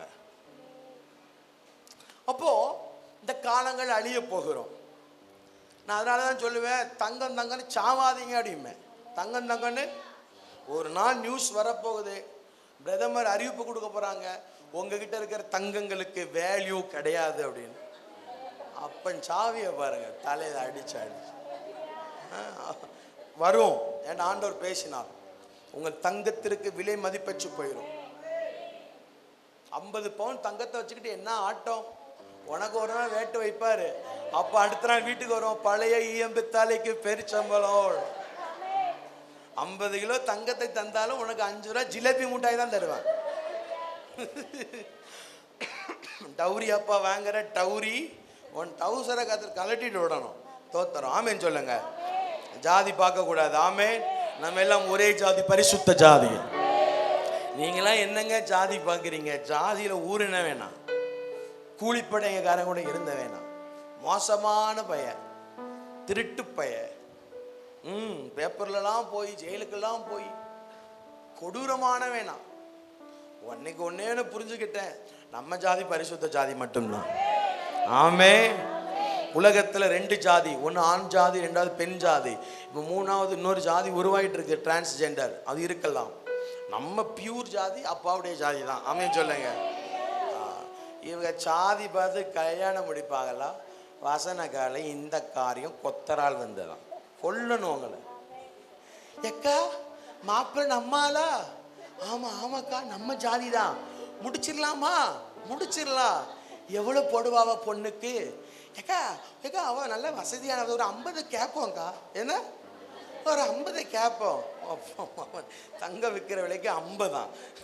இவங்கிட்ட பாவம் சரி பிள்ளைய இது வீட்டில் உட்கார்ந்துருக்கிறது, அங்கே போய் நல்ல குடும்பத்தை பாழாப்படுத்துட்டு இந்த குடும்பம் 50 பவுன் ரோக்கு 50 பவுன் நகையை சேர்த்து உள்ளே தள்ளி விட்டு கல்யாண கார்டை பார்த்தா இந்த காரியம் குச்சமுள்ள நெஞ்சு குறுகு இருக்குது பாருங்க. இல்லை எல்லாம் யோசிச்சு பாருங்க. என்ன அந்நிய பாஷை பேசினாலும், என்ன ஆவியில இருந்து கை தட்டாலும் சாதி வெறி போதா? குப்பை வண்டிகள், உங்களை தான் சொன்ன சரிங்க, குப்பை வண்டிகள் சாதி போவே மாட்டேங்க பாரு. என்னது ஏல எவனாவது பிரியாணி கடைக்காரன் என்ன சாதியை மட்டும் பிரியாணி வாங்குறீங்களா? இந்த பஸ்ஸில் இந்த வேர்க்கடலை இந்த வெள்ளரிக்காய் வித்துட்டு வரணும், நீங்க நம்ம ஆட்களான்னு கேட்டு வாங்குறீங்களா? இல்லை அதுக்கெல்லாம் ஜாதி பார்க்க மாட்டாங்க. பன்னி பயலு உங்களை இல்லை, வெளியில ஜாதி எப்பம் பாரு சாதி சாதி சாதி. உங்க குடும்பத்தை யாருக்காவது ஆப்ரேஷன், பிளட் இல்லை, ரத்தம் கொடுக்க ஒருத்தன் வந்து நிற்கிறான், பிரதர் நீங்க ஆர்சியா பிசியா ஓசியா எம்பிசியா எஸ்டியா எஸ்சியா கேட்கல? கழுத அவனை பிடிச்சி போட்டு 2 லிட்டர் ரத்தத்தை எப்படா உருவலாம் தான் பார்த்துட்டு. சபை மக்களே, ஜாதி பார்க்காதீர்கள். ஜாதி பார்க்கிறவனுக்கு ராஜ்யத்தில் இடம் கிடையாது. நீ எப்பேற்பட்ட கொம்பனாயிரு, எப்பேற்பட்ட ஊழியத்தை சொல்ல பிரசங்கியாயிரு, எவனுக்குனா இதுதான் வம்பு. ஏன்னா நீ ஜாதி பார்த்தா கிறிஸ்தவனு கிடையாதா? இல்லை விளக்குமாறு சாதி சாதி. சர்ச்சில் லைட்டு சாதிக்கிறலாம் லைட்டு போடுறான் பாஸ்டர், அவனுக்குலாம் வெடிகுண்டை தானே வைக்கணும். நான் சிவகாசியில் சொல்லி வெடிகுண்டு ரெடி பண்ண தான் இருக்கிறேன். கோபமாக வருது சாதி. நம்ம 2 பொண்டாட்டி வேற. இப்போ இவங்களை கதைகளை எப்போ முடிய போகுதுன்னு தெரியல. கத்தாவே ஆண்டதான் செய்யட்டும். ஆமேன்னு சொல்லுங்க. அப்போ பரலோகத்துக்கு போனால் ஆண்டோடைய சித்தம் செய்யணும். சரியா? அந்த கொரோனா வந்தது. இந்த கொரோனாவில் ஆப்பிள் பழம் சாப்பிட்டவன் செத்து போயிட்டான், மாம்பழம் சாப்பிட்டவன் செத்து போயிட்டான், பூஸ்ட்டு ஹார்லிக்ஸு போன் விஸ்டம் மதர் ஹார்லிக்ஸு ஃபாதர் ஹார்லிக்ஸ் குடிச்சாலும் செத்து போயிட்டான். வெறும் கஞ்சி தண்ணி கருவாடு குடிச்ச உங்களை என்ன மட்டும் தான் கத்தர் உசுரோட வச்சிருக்கிறான். அல்லேலூயா. ஒரு சில டிக்கெட்லாம் கொரோனா வந்து சாவாம உட்காந்துருக்கு. கொரோனா வந்து கொரோனாவை இவாள கொல்ல முடியாது, வெளியே பேருன்னு போயிட்டு நல்லா கவனிங்க. என்ன இந்த கொரோனாவில் ஆண்டவர் உயிரோடு வச்சிருக்கிறார். இந்த பெரிய ஒரு கொடுமையான கொடூர காலத்தில் ஆண்டவர் இந்த பஞ்ச காலத்தில் உயிரோடு வச்சிருக்காருனா என் மேலே ஏதோ சித்தத்தை வைத்திருக்கிறார். என்னை கொண்டு இந்த வேலூர்ல எதையோ செய்யவன்னு திட்டம் வச்சிருக்கிறார். நான் சின்னவன் தான். அதான் ஆண்டவர் சின்னவனை பார்த்து சொல்லுகிறார், சின்னவனை 1000 மாற்றுவேன், சின்ன குடும்பத்தை 1000 மாற்றுவார். அல்லேலூயா. அவர் சிறியவனை புழுதியிலிருந்து எடுக்கிறார். ஆமென். நல்லா கவனிங்க சிஸ்டர். அப்போ என் மேல இருக்கிற சித்தத்தை நான் அறியணும்னா நான் ஓரேப்புக்கு வரணும். எங்க வரணும்? ஓரேப்புனா என்ன? நம்முடைய தனி ஜெபம், தேவ சமூகம், தேவ பிரசன்னம், தேவ இரக்கம், தேவ நம்மோடு பேசுகிற ஸ்தானத்திற்கு நம்ம வந்து முழங்கால் படியிடணும். அல்லேலூயா. நீ ஓரேப்பை மறந்து போனாய், நீ தேவ பிரசன்னத்தை மறந்து போனாய். தொழில் நல்லா இருக்குது, ஸ்டடீஸ் நல்லா இருக்குது, குடும்பத்தில் யாருக்கும் வியாதி இல்லை, அங்கே போனால் அப்படி கொஞ்சம் கொஞ்சம் கிடைக்குது, எல்லாம் வியாபாரம் எல்லாம் டீச்சர் நல்ல வேலைகள் எல்லாமே நல்லா இருக்குது. ஆனால் ஆண்டவர் கேட்குறா, என் சமூகத்துக்கு நீங்கள் வரலையே. நீங்கள் தெய்வ சமூகத்திற்கு போகாமல் இருந்தாலும் நீங்கள் ஆசீர்வாதமாக இருப்பீர்கள். ஏன்னு கேட்டால் ஒரு மனுஷனை பிசாசு என்ன பண்ணுவான்? அதை புரிஞ்சுக்கிடணும். ஒருத்தன் வீடு கட்டிட்டான், ஒருத்தன் கார் வாங்கிட்டான், ஒருத்தன் பங்களா கட்டிட்டான், அவங்க கூட கர்த்தர் அவனை ஆசீர்வதிக்க தப்பான கணக்கு போடாதீங்க. ஒரு மனுஷனை பிசாசும் ஆசீர்வதிக்க முடியும். ஏசப்பா 40 நாள் ஃபாஸ்டிங் பிரேயர் முடிச்சுட்டு அவனை தேவாலயத்தின் உப்பரிகளை ஏசவை கூட்டி போய் பிசாசு சொல்கிறேன் மேலேருந்து கீழே இது எல்லாத்தையும் உமக்கு என்ன பண்ணுறேன். அப்போ என்ன அர்த்தம் அப்படின்னா, இயேசுவே உண்மையான ஆசீர்வதிக்க முடியும்னு பிசாசு பேசுகிறான். ஏன்னு கேட்டால் இந்த உலகத்தின் அதிபதி, ஆமீன் சொல்லுங்க, இந்த உலகத்தில் இருக்கிற அந்தகார லோகாதிபதி. நீங்கள் அவங்க ஆசீர்வாதமாக இருக்கிறாங்க, இவங்க வீடு கட்டிட்டாங்க, நம்மகிட்ட ஒன்றும் இல்லை, நம்மளை கர்த்தர் ஆசீர்வதிக்க தப்பான கணக்கு எடை போடாதீங்க. பிசாசும் ஒரு மனுஷனை ஆசீர்வதிக்க முடியும். நீங்க தனி ஜெபம் பண்ணாமலே நீங்க ஆசீர்வாதமா இருக்கீங்கன்னா அது கர்த்தர் வச்ச ஆசீர்வாதம் இல்லை, வரவே வராது, செத்தாலும் வராது. வருஷம் தொடங்கி 6 மாசம் ஆகி 7ஆம் மாசம் பிறக்க போகுது. இந்த 6 மாசமும் ஒரு நாளாவது 1 மணி நேரம் தேவ சமூகத்தில் தனியாக பொய் சொல்லி யாராவது கை தூக்குனீங்கன்னா பக்கவாதம் வந்துடும். நான் தொட்டா சரியாகும், இல்லை சரியாகும். இந்த 6 மாசத்துல ஒரு நாளாவது 1 மணி நேரம் தேவ சமூகத்தில் தனிமையாக ஜோமனன்னு சொல்ல கை தூக்குங்க. இப்பா நீ கை 1 மணி நேரம் தனியாக கூட்டத்தோட ஜோமன இல்லை, நீ கை தூக்கும் போதே ஏசப்பா உன் டைரியை புரட்டி இருப்பார். இவ என்ன திமுறில் கை தூக்குற, ஜனவரி மாதம் ஜோமனி இருக்காரு இல்லை, இப்படி பார்ப்பார், கை தூக்குங்க. இப்போ பார்த்தீங்கன்னா கை கீழே போடுங்க, வைக்க கேட்டு. எங்கள் ஊரில் தான் எல்லா பயிலும் கை தூக்க மாட்டாங்கன்னா உங்கள் ஊர்லேயும் இப்படி தான் இருக்கீங்க. எல்லா கழுதைகளும் ஒரே கழுதைங்க தானே. நாங்கள் திருநெல்வேலி கழுதைகள், நீங்கள் வேலூர் கழுதைகள். இல்லை கழுதைங்கன்னு சொல்ல குரங்குன்னு சொல்லலாம் இல்லை, ஆவிக்குரிய குரங்கு, ஆவிக்குரிய பச்சோந்தி. சர்ச்சில் போனால் நம்மளை போல் ஆவியில் நிரம்ப யாராலையும் முடியாது. ரபா ரபா ஷிபா கபா. ஆனால் வீட்டுக்கு போனால் மஞ்சையா, பச்சை பச்சையா, செவப்பா, காரிச்சு துப்பி கெட்ட வார்த்தை. இதுக்கெல்லாம் கத்த நியாயத்தில் நிறுத்துவார். ஆமேன்னு சொல்லுங்க. ஒருத்தரை எப்பா நாங்களும் தப்பிக்க முடியாதுப்பா, எங்களுக்கும் ஒரே நியாயத்தீர்ப்பு தான். உங்கள் கூட நாங்களும் லைனில் இருப்போம். நான் லைனில் போய் நின்று ஆண்டவர் நியாயத்திருக்கும் போது, எக்கா இது அந்த தம்பி தானே, பார்ப்போம் அவருக்கு ஏசப்பா எதையாவது சொல்கிறாரான பார்ப்போம். நாங்களும் உங்கள் கூட லைனில் நிற்போம். ஒருவனும் தப்பித்து கொள்ள முடியாத ராக்காலம் வருகிறது. பிரைஸ் காட், ஆமென். இப்போ நான் தேவ சமூகத்திற்கு போனா மட்டும்தான் எனக்கு தேவன் என் மேல வச்சிருக்கிற திட்டங்கள் தெரியும். அது வரைக்கும் எனக்கு திட்டம் தெரியாது. ஒரு நம்ம தேவ சமூகத்தில் ஐயா இன்னைக்கு நம்ம நிறைய பேர் ஏன் தேவ பிரசனத்தை வெறுக்கிறோம்? ஐயா முழங்கால் போட்டாலே பிசாசு என்ன பண்ண விட மாட்டேங்க, ஜெபிக்க முதுகு வலிக்கு, பின்னாடி யாரோ நடக்கிற மாதிரி இருக்கு, கொலுசு சத்தம் கேட்குது. எங்க போனா தனிஜமா பண்ணா போனா, எங்க போனாப்பா இல்லை முறைக்காதிய, ஏன் முறைக்கிய? குறுகுறுத்தா முறைக்க கூடாது. நீங்க முறைச்சிங்கன்னா கர்த்தர் பேசுறாரு பண்ண கூட 4 பாயிண்ட் பேசுவேன், அதனால சிரிச்சுக்கிட்டே இருக்கணும். அப்ப ஒரு கர்த்தர் பேசலப்ப நான் முடிக்க முடியும். சரியா? இந்த உலகத்தை, இந்திய தேசத்தை ஆட்டி படைத்த சாது சுந்தர் சிங் அவர் தன்னுடைய புஸ்தகத்தை எழுதுகிறார். நான் தினமும் தேவ பிரசனத்தை உணர 45 நிமிஷம் போராடுறேன். எத்தனை நிமிஷம்? நம்ம 4 நிமிஷத்தில் குப்புற அடிச்சு படுத்துருந்தோம். என்ன எனக்கு இன்னும் வேர்க்கடல வேக முடிச்சு தூங்கி காலையில் என்ன பண்ணுவோம்? காலையில் கத்தை தழுப்பி விட்டா ஆண்டவரே குளிருது, உச்சா வருதுன்னு போயிட்டு திருப்பி இழுத்து மட்டும் படுத்துறது. அதனால நல்லா கவனிங்க. தேவ சமூகத்தில் என்கிட்ட ஆண்டவர் சொன்னார், நீ ஒரு நாளைக்கு 7 மணி நேரமாவது ஜெபிக்கணும்னா. எத்தனை மணி நேரம்? நான் கிருபையாக ஒரு நாளைக்கு 5 மணி நேரம் ஜெபிக்கிறேன். 7 மணி நேரம் ஜெபிக்க முடியலை, ஒத்துக்கிறேன், என்னால் முடியலை. நான் ஒரு பக்கம் பார்த்தா சரீர பலவீனங்கள், ஒரு பக்கம் பார்த்தா குடும்ப காரியங்கள், ஊழிய காரியங்கள், மிஷினரிகளின் காரியங்கள், இதெல்லாம் போட்டு 26 வயசு பையன் என்னென்னலாம் பண்ண முடியும்? கல்யாணத்தை முடியும் நிறையவே சொல்கிறாங்க. இதுக்கு சிறைச்சாலைக்குள்ள தள்ள எல்லாரும் அவ்வளோ ஆசைப்படுறாங்க. லேட்டாக புரியுது பாருங்க. சிறைச்சாலைக்குள்ள தள்ளி விட அவ்வளோ ஆசைப்படுறாங்க. அதை நான் சொன்னேன், கொஞ்ச நாள் ஊழியத்தை நல்லா பண்ணுறேன், கொஞ்ச நாள் 10 மணிக்கு ஃபோன் வரும், ஏங்க எங்கே இருக்கீங்க? எம்மா இப்போ தான் ப்ரேயர் முடிஞ்சு, வீட்டுக்கு வாரியா கதவை அடைக்கவா? வீட்டுக்கு வாரியா கதவை அடைக்கவா?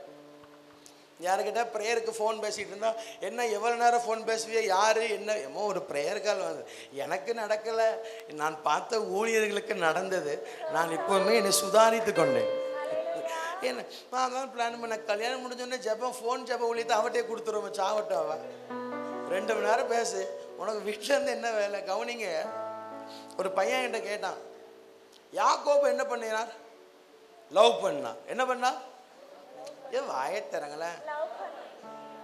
அப்போ நீங்கள் மட்டும் என்ன பிரசங்கத்தை லவ் பண்ணக்கூடாதுன்னு சொல்கிறீங்க? நானும் லவ் பண்ணுவேன்.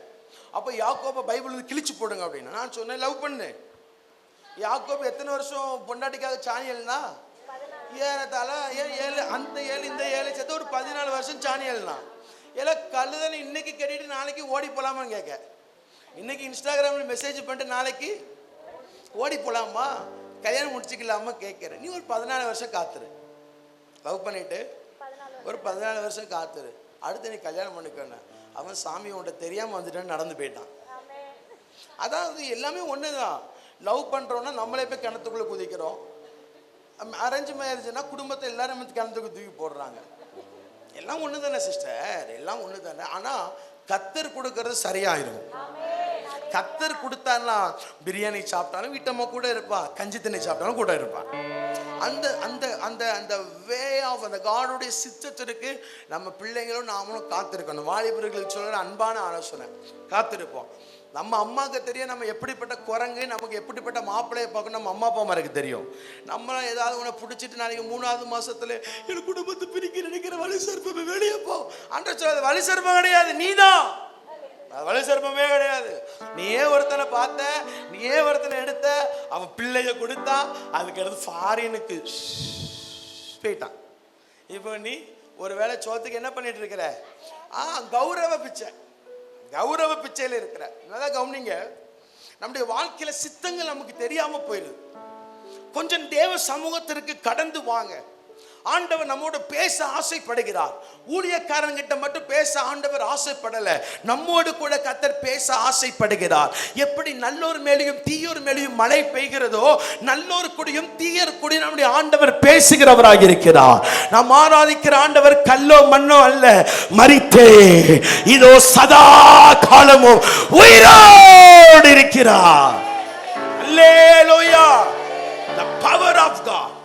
இன்றைக்கும் இயேசு உயிர் இருக்கிறார். அவர் கேட்கிற, நான் உங்ககிட்ட பேச ஆசைப்படுறேன். அதான் நான் சொன்னேன், நாம எங்க இருந்து கூட ஏசப்பட பேசலாம். ஆனா ஏசப்பா நம்ம கூட பேச ஒரு சில ஓரேப்பை வைத்திருக்கிறார். அது உங்க வீட்டில் இருக்கிற அந்த ஜெப அறை தான், அது உங்களுடைய திருச்சபை தான். எங்கெங்கெல்லாம் ஜெபிக்க வாய்ப்பு கிடைக்கிறதோ அங்கெல்லாம் தனிமையா போய் முழங்கால் போட்டு பாருங்கள். நீங்கள் சந்திக்காத ஒரு தேவ பிரசன்னத்தோடு உடைய கர்த்தர் உங்களை சந்திக்க இறங்கி வருவார். அல்லேலூயா. அப்ப தேவ சமூகத்துல ஓரேப்புக்கு போன என்ன கிடைக்கிறது? தேவனுடைய சித்தம் வெளிப்படுகிறது. இப்போ இந்த மைக்கை கண்டுபிடிச்சிருக்கிறான் ஸ்டுடியோ மாஸ்டர், இதுக்கு முன்னாடி வச்சு சனேசர். இந்த மைக்கை கண்டுபிடிச்சவன் இந்த மைக்குக்கு ஒரு சித்தம் வச்சிருக்கிறான். மேடையிலேருந்து பிரசங்கம் பண்றவங்க, பாட்டு பாடுறவங்க மெதுவா பிரசங்கம் பண்ணாலே போதும். இது என்ன பண்ணும்? சவுண்டை இதுக்கு அதிகமாக கொடுக்க அந்த ஸ்பீக்கர் ஒன்று வேணும். ஆண்டவர் அப்படி வச்சிருக்கிறான். அவன் சாரி இந்த மனுஷன் அப்படி கண்டுபிடிக்கிறான். இந்த ஃபேனை கண்டுபிடிச்சவன் ஃபேன் போட்டா இந்த ஃபேனுக்கு கீழே நிற்கிறவனுக்கு என்ன கிடைக்கும்? அதனால அவன் கொஞ்சம் கம்ஃபர்ட்டாக இருப்பான், கொஞ்சம் வேக்காதுன்னு கண்டுபிடிச்சிருக்கான். ஐயா, பேச முடியாத இந்த ஜீவனுக்கு, இந்த பொருளுக்கு, உயிருக்கு சித்தம் இருக்குன்னு வைங்களேன். அவரோட சாயலால் உண்டாக்கப்பட்ட நமக்கும் கர்த்தர் சித்தத்தை வைத்திருக்கிறார். அதை நம்ம புரிந்து கொள்ளணும். நான் ஏன் சொல்றேன் அப்படின்னா, இந்த உலகத்தில் இத்தனை கஷ்டம், என்னுடைய கஷ்டத்தை விட பயங்கரமான கஷ்டத்தோடு இருக்கிற ஜனங்கள் இங்கே உண்டு. இத்தனை போராட்டத்தோடு நம்ம ஏன் வாழ்றோம்? எப்படியாவது எங்க பேருவோம்? பரலோகத்துக்கு நம்பிக்கை இருக்காப்பா? நம்பிக்கை இருக்கிறவங்க அல்லேலூயா சொல்லுங்க. போறோம் இல்லையா, கையத்துக்கு அட்டண்டன்ஸ் போட்டுருவோம். என்ன யாரா டூருக்கு வரீங்க? நான் நான் நான் வீட்டுக்கு போனது அம்மா சொல்லி செருப்பு பிஞ்சிரு வீட்டில் உட்காரடிவோம். என்ன ஆமாம், கை தூக்கும்போது தூக்கிடுவோம். கதை அவர் கூட்டு போகிறது அவர் கையில் இருக்குது. நல்லா கவனிங்க. இத்தனை பிரச்சனை, இத்தனை நிந்தனை ஏன் அப்படின்னா, எப்படியாவது நான் பரலோகத்துக்கு போயிடுவேன். ஆண்டு சொல்கிறார், மகளே நீ பரலோகத்துக்கு வந்துடுவே, எல்லாம் ஓகே தான், பரலோகத்துக்கு வரைக்கும் வருவேன். பட் பரலோகத்துக்கு உள்ளே என்ன பண்ண மாட்டேன், வரமாட்டேன். நீ பரலோகத்துக்கு உள்ளே வரணும்னா உன் மேலே நான் ஒரு சித்தம் வச்சிருக்கிறேன், பிதாவின் சித்தம். அந்த சித்தத்தை செய். அந்த சித்தத்தை இசப்ப எப்படி இசப்ப நான் கண்டுபிடிப்பேன்? ஓரேப்புக்கு வா. ஓரேப்புங்கிற தேவ சமூகத்திற்கு வா. ஓரேப்புங்கிற தேவ பிரசன்னத்திற்கு வா. நான் பேசுகிற தேவன். நீ எனக்கு தேங்காய் உடைக்கணும், மல்லிகைப்பூ வைக்கணும், இதெல்லாம் கிடையாது. நீ வந்து முழங்கால் போட்டாலே போதும், உன் கூட பேச உங்க அப்பா நான் இறங்கி வருவேன். நீ வந்து பார். என் சமூகத்துக்கு ஜெபிக்க முடியலங்கீங்களே. இந்தியாவின் அப்போஸ்தலர் சாது ஐயா 45 நிமிஷம் போராடுவாராம். எத்தனை நிமிஷம்? 45 நிமிஷம் தேவ பிரசன்னத்தையே உணர மாட்டாராம். ஒரே போராட்டமா இருக்குமா. என்னுடைய வாழ்க்கையிலலாம் ஒரு நாள் நைட்டு 11:15 10:15 முழங்கால் போட்டேன். நான் தேவ பிரசன்னத்தை உணரும் போது காலையில் 5:45. அவ்வளவு நேரம் தேவ பிரசன்னம் எனக்கு கிடையாது.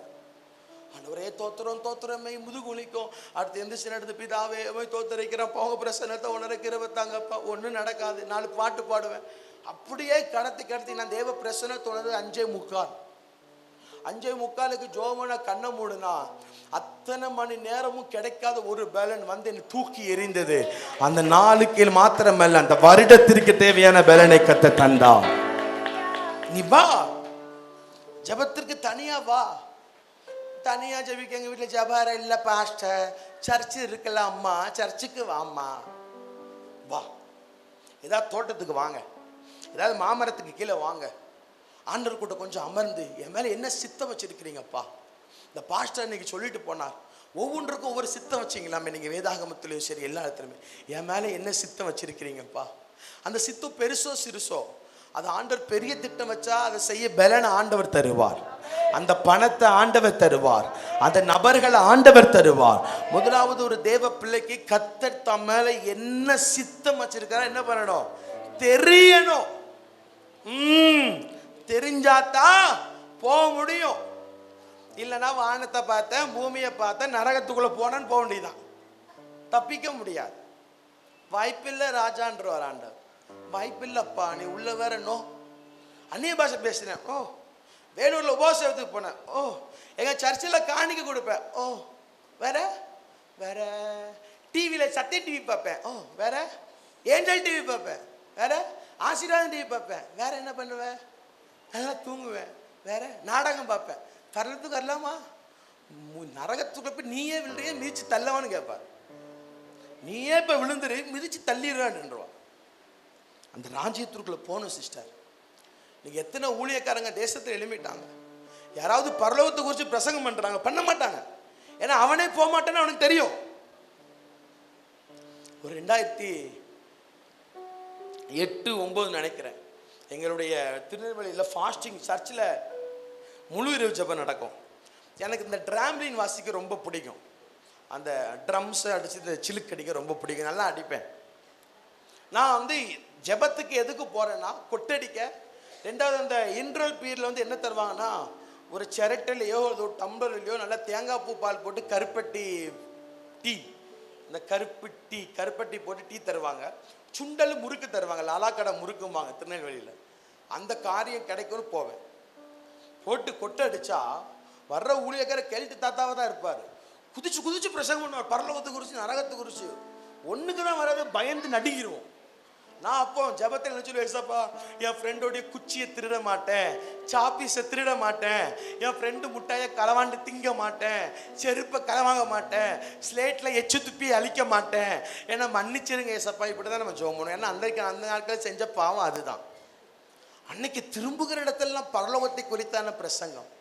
ஆனால் அன்னைக்கு ஏதாவது ஊழியக்காரன் பண்ணுறாங்களா யோசிச்சு பாருங்க, கொஞ்சம் ஆவியில் நிதானித்து பாருங்க. எல்லாம் எழுப்புதல் எழுப்புதல் எழுப்புதல் எழுப்புதல் எழுப்புதல். எங்க பார்த்தாலும் எழுப்புதல், உபவாச ஜெபம், எழுப்புதல் தீர்க்க தரிசன ஜெபம், எழுப்புதல் முழு இரவு ஜெபம். எழுப்புதல் உண்மைதான். ஆனா எழுப்புதல் எப்போ வரும்? ஒருவனுக்கு என்னைக்கு ராஜ்யத்தை குறித்தான பயம் வருகிறதோ அன்றைக்கு அவனையே அறியாமல் அவனுக்குள்ள எழுப்புதல் வரும். எப்பம்பாரு எழுப்புதல் ஆவியான ஊச்சப்பட எங்க ஊச்சப்பட லட்சணத்தை தான் பார்த்தோமே. சர்ச்சில் கூட்டத்தில் வந்தா மட்டும் தான் வீட்டுக்குள்ள போனால் ஒரு கபாவையும் காணும். கபாப் பீஃப் கபாபை 2 கொரட்டை அடிச்சு செவனாப்ப குடிச்சு யோசிக்கணும் சிஸ்டர். இத்தனை வருஷம் எனக்கு தெரிஞ்சு 10 வருஷமும் எழுப்புதல் சொல்றோம். ஒரு அசைவுமே இல்லை. எழுப்புதல் பிரசங்கம் பண்ணுவதால், எழுப்புதல் ஜெபிப்பதால் எழுப்புதல் வராது. என்னைக்கு ராஜ்யத்தை குறித்தான பயம் நமக்குள்ள வருகிறதோ நம்மை அறியாமலே நமக்குள்ள அக்னியானது அனல் மூட்டப்பட்டு கொண்டே இருக்கும். நீங்க அதான் யாரும் பிரசங்கம் பண்ண இல்லையே. ஏதாவது சர்ச்சில் பாஸ்டர்ஸ் கண்டிச்சு பேசுறாங்களா? பேச மாட்டான். ஏன் பேச மாட்டான்? பேசினா சர்ச்சில் இருக்கிற ஆத்மா அடுத்த சர்ச்சுக்கு போயிடும், தசம பாவம் கம்மியாயிரும். அதனால பேச மாட்டான். நீ சரக்கே அடிச்சு வந்து உட்காந்துரும், ஏ சகோதரன் உன்னை கர்த்தர் ஆசீர்வதிப்பார் தான் பேசுவேன். இல்லை அவன் சரக்கு அடிச்சிருக்கான் பாஸ்டர், பரவாயில்ல கர்த்தர் அவன் திட்டம் வச்சிருக்காரு, நீங்கள் சும்மா எனக்கு பிரதர், அவர் சர்ச்சை விட்டு போயிட்டானா யாரு தசம பார்த்து கொடுத்தா? அமைதியாருங்க. நான் எந்த சர்ச்சுக்கு போனாலும் நீங்கள் என்ன அடுத்த முறை கூப்பிட, நான் இன்னைக்கு இங்கே ஏறி இருக்கிறதும் நீங்கள் என்ன அடுத்த முறை கூப்பிடக்கூடாது நான் மெசேஜ் கொடுக்குறேன். நீங்கள் எல்லாருமே அண்ணங்கிட்ட வந்து சொல்லணும், அண்ணன் செத்தா கூட அந்த பிரதரை நீ கூப்பிட்டுறாதீங்க அப்படி சொல்லணும். அப்படின்னா தான் நான் என்ன பண்ண முடியும்? ஆண்டவருடைய இருதயத்தை உங்களுக்கு காமிக்க முடியும். அப்படின்னா தான் தேவ பிரசன்னத்தை உங்களுக்கு காமிக்க முடியும். நீங்கள் அடுத்த முறை கூப்பிட்டு ஆரம்பம் எடுத்த உடனே உங்கள் முகத்தை பார்க்கும்போது தேவதூதர்கள் முகத்தை போல இருக்குன்னு போய் பேசியிருப்பேன். நிச்சயமாகவே முடிவு உண்டுன்னு போய் பேசியிருப்பேன். இந்த காய்கறி வியாபாரம் நமக்கு தெரியாது. நம்ம எப்பவுமே வெட்டு குத்து அப்படிதான் மாறிடுவோம். இல்லை வெட்டு ஒன்று துண்டு 2 தான். ஆண்டவர் பேசினா எதோ பேசுகிறாரோ அவரே பேசிட்டே போயிடுவோம். நீ தந்தாத்தா கூப்பிட்டா கூப்பிடு, கூப்பிடாட்டி போ. நீ கூப்பிட்டாவா எனக்கு ஆண்டவர் நடத்துவார்? அப்படி கிடையவே கிடையாது. ஆமேன்னு சொல்லுங்க. இருந்தாலும் வருவேன், அடுத்த வருஷம் கண்டிப்பாக வருவேன், வாக்கு பண்ணிட்டேன். எங்கள் அண்ணன் கேட்டிருக்காரு, கண்டிப்பாக உங்களை வந்து நீங்களாம் எப்படி இருக்கீங்க வாக்கு கண்டிப்பாக வருவேன். ஆமேன்னு சொல்லுங்க. அதில் மாற்றமே கிடையாது, கண்டிப்பாக வருவேன். ஏன்னா இது எங்கள் அண்ணன் குடும்பம். ஆமேன்னு சொல்லுங்க. நீங்களாம் என் குடும்பம், உங்களை ரொம்ப நேசிக்கிறேன். சரி, நிறைய ஊழியக்காரங்கிட்ட ஃபோனில் பேசுவேன், ஆனால் ஒரு பாண்டிங் கிடைக்காது. இந்த வீட்டுக்கு போனேன், இந்த சர்ச்சுக்கு போனாலும் பெரிய ஸ்தாபனமாக போயிருக்கேன், 5 பேருக்கும் பிரசங்கம் பண்ணியிருக்கேன், 5000 பேருக்கும் பிரசங்கம் பண்ணியிருக்கோம் வைங்களேன். எங்கே போனாலும் ஒரு குடும்பம் அப்படிங்கிற ஒரு எதுவுமே வராது. ஆனால் என்னன்னு தெரியல, வந்துட்டு என்னன்னா ஆமாம் வந்துட்டு கர்த்தர் நல்லவர் ஆமென் சொல்லி அது உங்கள் வீட்டுக்குள்ள வந்து காணிக்க பிரிக்க வர மாட்டேன், பயப்படாது. ஏன்னா அந்த ஊழியக்காரெல்லாம் கிடையாதுல்ல. ஆமாம், பட்டு சிஸ்டர் உங்கள் வீட்டுக்கு கர்த்தர் வர சொன்னார்லாம் அந்த வேர்க்கடலாம் இங்கே வேகாது. உங்களை நேசிக்கிறேன், உங்களுக்காக நான் ஜெபிப்பேன், நீங்கள் நல்லா இருப்பீங்க. நான் ஜோம் பண்ணிட்டு போவேன், ஆண்டவர் சீக்கிரம் நமக்கு ஒரு சொந்த இடத்த தந்து ஒரு கூடாரத்தை தரணும். மெதுவா சொல்லுங்க. அப்போ தேவ சமூகத்தில் ஓரேப்பில் வரும்போது என்ன வெளிப்படுகிறது? தேவனுடைய சித்தம் வெளிப்படுகிறது. 2வது என்னோட கூட திருப்பிக் கொள்ளுங்கள், ஆண்டவர் நம்ம கூட பேசுவாராக. 2வது ஓரேப்பில் என்ன ஆசீர்வாதங்கள் நமக்கு உண்டாகிறது? திருப்பிக் கொள்வோம். என்னாகமத்தின் புஸ்தகம் 20வது அதிகாரம் வசனம் 7 முதல் 11 வரை. என்னாகமம் 20 வசனம் 7 முதல் 11 வரை. கர்த்தர் மோசேயை நோக்கி, நீ கோலை எடுத்துக்கொண்டு நீயும் உன் சகோதரனாகிய ஆரோனும் சபையாரை கூடி வர செய்து அவர்கள் கண்களுக்கு முன்னே கண்மலையை பார்த்து பேசுங்கள். அப்பொழுது அது தன்னிடத்தில் உள்ள தண்ணீரை கொடுக்கும். இப்படி நீ அவர்களுக்கு கண்மலையிலிருந்து தண்ணீர் புறப்பட பண்ணி சபையாருக்கும் அவர்கள் மிருகங்களுக்கும் குடிக்க கொடுப்பாய் என்றார். அப்பொழுது மோசே தனக்கு கர்த்தர் கட்டளையிட்டபடியே கர்த்தருடைய சந்நிதியில் இருந்து கோலை எடுத்தான். மோசேயும் ஆரோனும் சபையாரை கண்மலைக்கு முன்பாக கூடி வர செய்தார்கள். அப்பொழுது மோசே அவர்களை நோக்கி, கலகக்காரரே கேளுங்கள், உங்களுக்கு இந்த கண்மலையிலிருந்து நாங்கள் தண்ணீர் புறப்பட பண்ணுவோமோ என்று சொல்லி தன் கையை ஓங்கி கண்மலையை தன் கோலினால் 2 தரம் அடித்தான். உடனே தண்ணீர் ஏராளமாய் புறப்பட்டது, சபையார் குடித்தார்கள். இப்ப தண்ணி கிடையாது, வெண்ணி. அது வெண்ணி குடிக்க ஆசைப்பட்டவங்க போங்க, சரியா? 35 லட்சம் ஜனங்களுக்கு தண்ணி தாகம் எடுக்குது. ஏற்கனவே சொன்னேன், சீனாய் மலையை சுற்றிலும் இருக்கிற எல்லா கண்மலைகளுக்கும் என்ன பேரு? ஓரேப். இப்போ இந்த 35 லட்சம் ஜனங்களுக்கு தண்ணி தாகம். 2 பேரும் மோசையை, 35 லட்சம் மக்களும் மோசையை கிளிக்கிறாங்க. மவனையிலே எங்களுக்கு அங்கே தண்ணி கிடையாது வந்து பயங்கரமாய் திட்டுறான். மோசை சொல்றான், கலகக்காரருங்கிறான். என்ன சொல்றான்? 35 லட்சம் பேர் பக்கத்து வீட்டு அக்கா நம்ம கிட்ட சண்டை போட்டாலே நமக்கு என்ன பண்ணுது? எரிச்சலா வருது. ஆண்டவரை நான் ஆராதிக்கிற தேவன் உண்மை உள்ளவர் என்று சொன்னால் 24 மணி நேரத்தில் ஒரு பாத்ரூம் வலிக்க வந்து சாவாலாகன்னு ஜபகுறிப்பு. ஆண்டவரே, அவள் பைக்கில் போகும்போது பிரேக் லூஸாய் மாறுவதாக. தோத்திரம் என்னது? ஜபகுறிப்பு. அவளுக்கு வயத்தால போவதாக. ஜபம் எப்படிலாம் ஜபம் பாருங்க. இப்போ இவங்க எல்லாமே என்ன மோசே தண்ணி இல்லை ஆச்சா ஊச்சான்னு 35 லட்சம் ஜனங்கள். ஆண்டவர் சொன்னார், ஓரேப்பில் என்ன பண்ணு? அடிச்சான். ஓரேப்பிலிருந்து என்ன வந்தது? தண்ணீர் வந்தது, தாகம் தீர்க்கப்பட்டது. இந்த பகல் நேரத்தில் சொல்லுகிறேன், உங்கள் தாகம் தீர்க்கப்பட வேண்டும் என்று சொன்னார். ஊழியக்காரனை நம்பி அல்ல, கண்மலையாகிய கிறிஸ்துவை நம்பி ஏறுங்கள். ஆமென். மணலிலே கட்டப்பட்ட வீடு காற்றிலே விழுந்து போகும். ஆனால் ஆண்டவர் சொல்லுகிறார், கண்மலையின் மேல் அஸ்திபாரம் போட்டவன். இன்னைக்கு உங்களுக்கும் எனக்கும் கண்மலை இயேசு மட்டும்தான். ஆமென் சொல்லுங்க, அல்லேலூயா சொல்லுங்க. அதான் ஓரேப்ங்கிற தேவ பர்வதம். அந்த கண்மலைக்கு முன்னாடி 35 லட்சம் மக்கள் தாகத்தோடு இருந்தாங்க. அதான் ஆண்டவர் சொல்லுகிறார், தாகம் உள்ளவன் என்னிடத்தில். அதுங்க யாக்கோபின் கிணறு, அந்த வேசி ஸ்திரீ, அது என்ன ஊர்? நல்ல ஊர், சமாரியா. சமாரியா யூதர்கள் வெறுத்த இடம். நீங்கள் மேப்பில் பார்த்தீங்கன்னா சூப்பராக இருக்கும். நம்ம நிறைய பேர் இந்த மேப்பை பார்க்கவே மாட்டோம், இல்லை கிழிச்சு போட்டுருங்க, வேஸ்ட் இல்லை. பைபிளுக்கு பின்னாடி ஒரு மேப் இருக்கும், பார்த்துருக்கீங்களா? அது எதுக்கு இருக்கு? இப்போ என்ன பார்க்க போறிய? ஏன் பாஸ்டர் சீக்கிரம் முடிச்சுட்டு குஸ்காவையும் பிரியாணி திங்க விடுங்க, சும்மா போட்டுக்கிட்டோம் அப்படின்னு திட்டாதீங்க. அந்த இடத்துல சமாரியாவை நீங்கள் பார்த்தீங்கன்னா ஒதுக்கப்பட்ட இடம். யூதர்கள் சமாரியாவோட அந்த லைனில் போக மாட்டாங்க, அந்த ஷை அப்படின்ட்டு இப்படி சுற்றிலும் தான் போவாங்க. ஆனால் இயேசு ஒரு யூதராக இருந்தும் அவர் எதை தேடி போனார்? சமாரியாவை தேடி போனார். யாக்கோபின் கிணற்றில் உட்கார்ந்து இருக்கிறார். 5 பொண்டாட்டியை வச்சுட்டு 5 புருஷனை வச்சுக்கிட்டு 6வது ஒரு ஏதாவது புருஷன் கிடைப்பானா அப்படின்னு ஒரு சகோதரி வாரா. அவன் மாட்டிக்கிட்டா. யார் கிட்ட? நம்ம அப்பா கிட்ட மாட்டிக்கிட்டா. அவர் சொல்றார், ஜீவ நதி என்னிடத்திலே உண்டு. அப்ப என்ன அர்த்தம் அப்படின்னா, நான் தாகம் தீர்க்கிறவர்.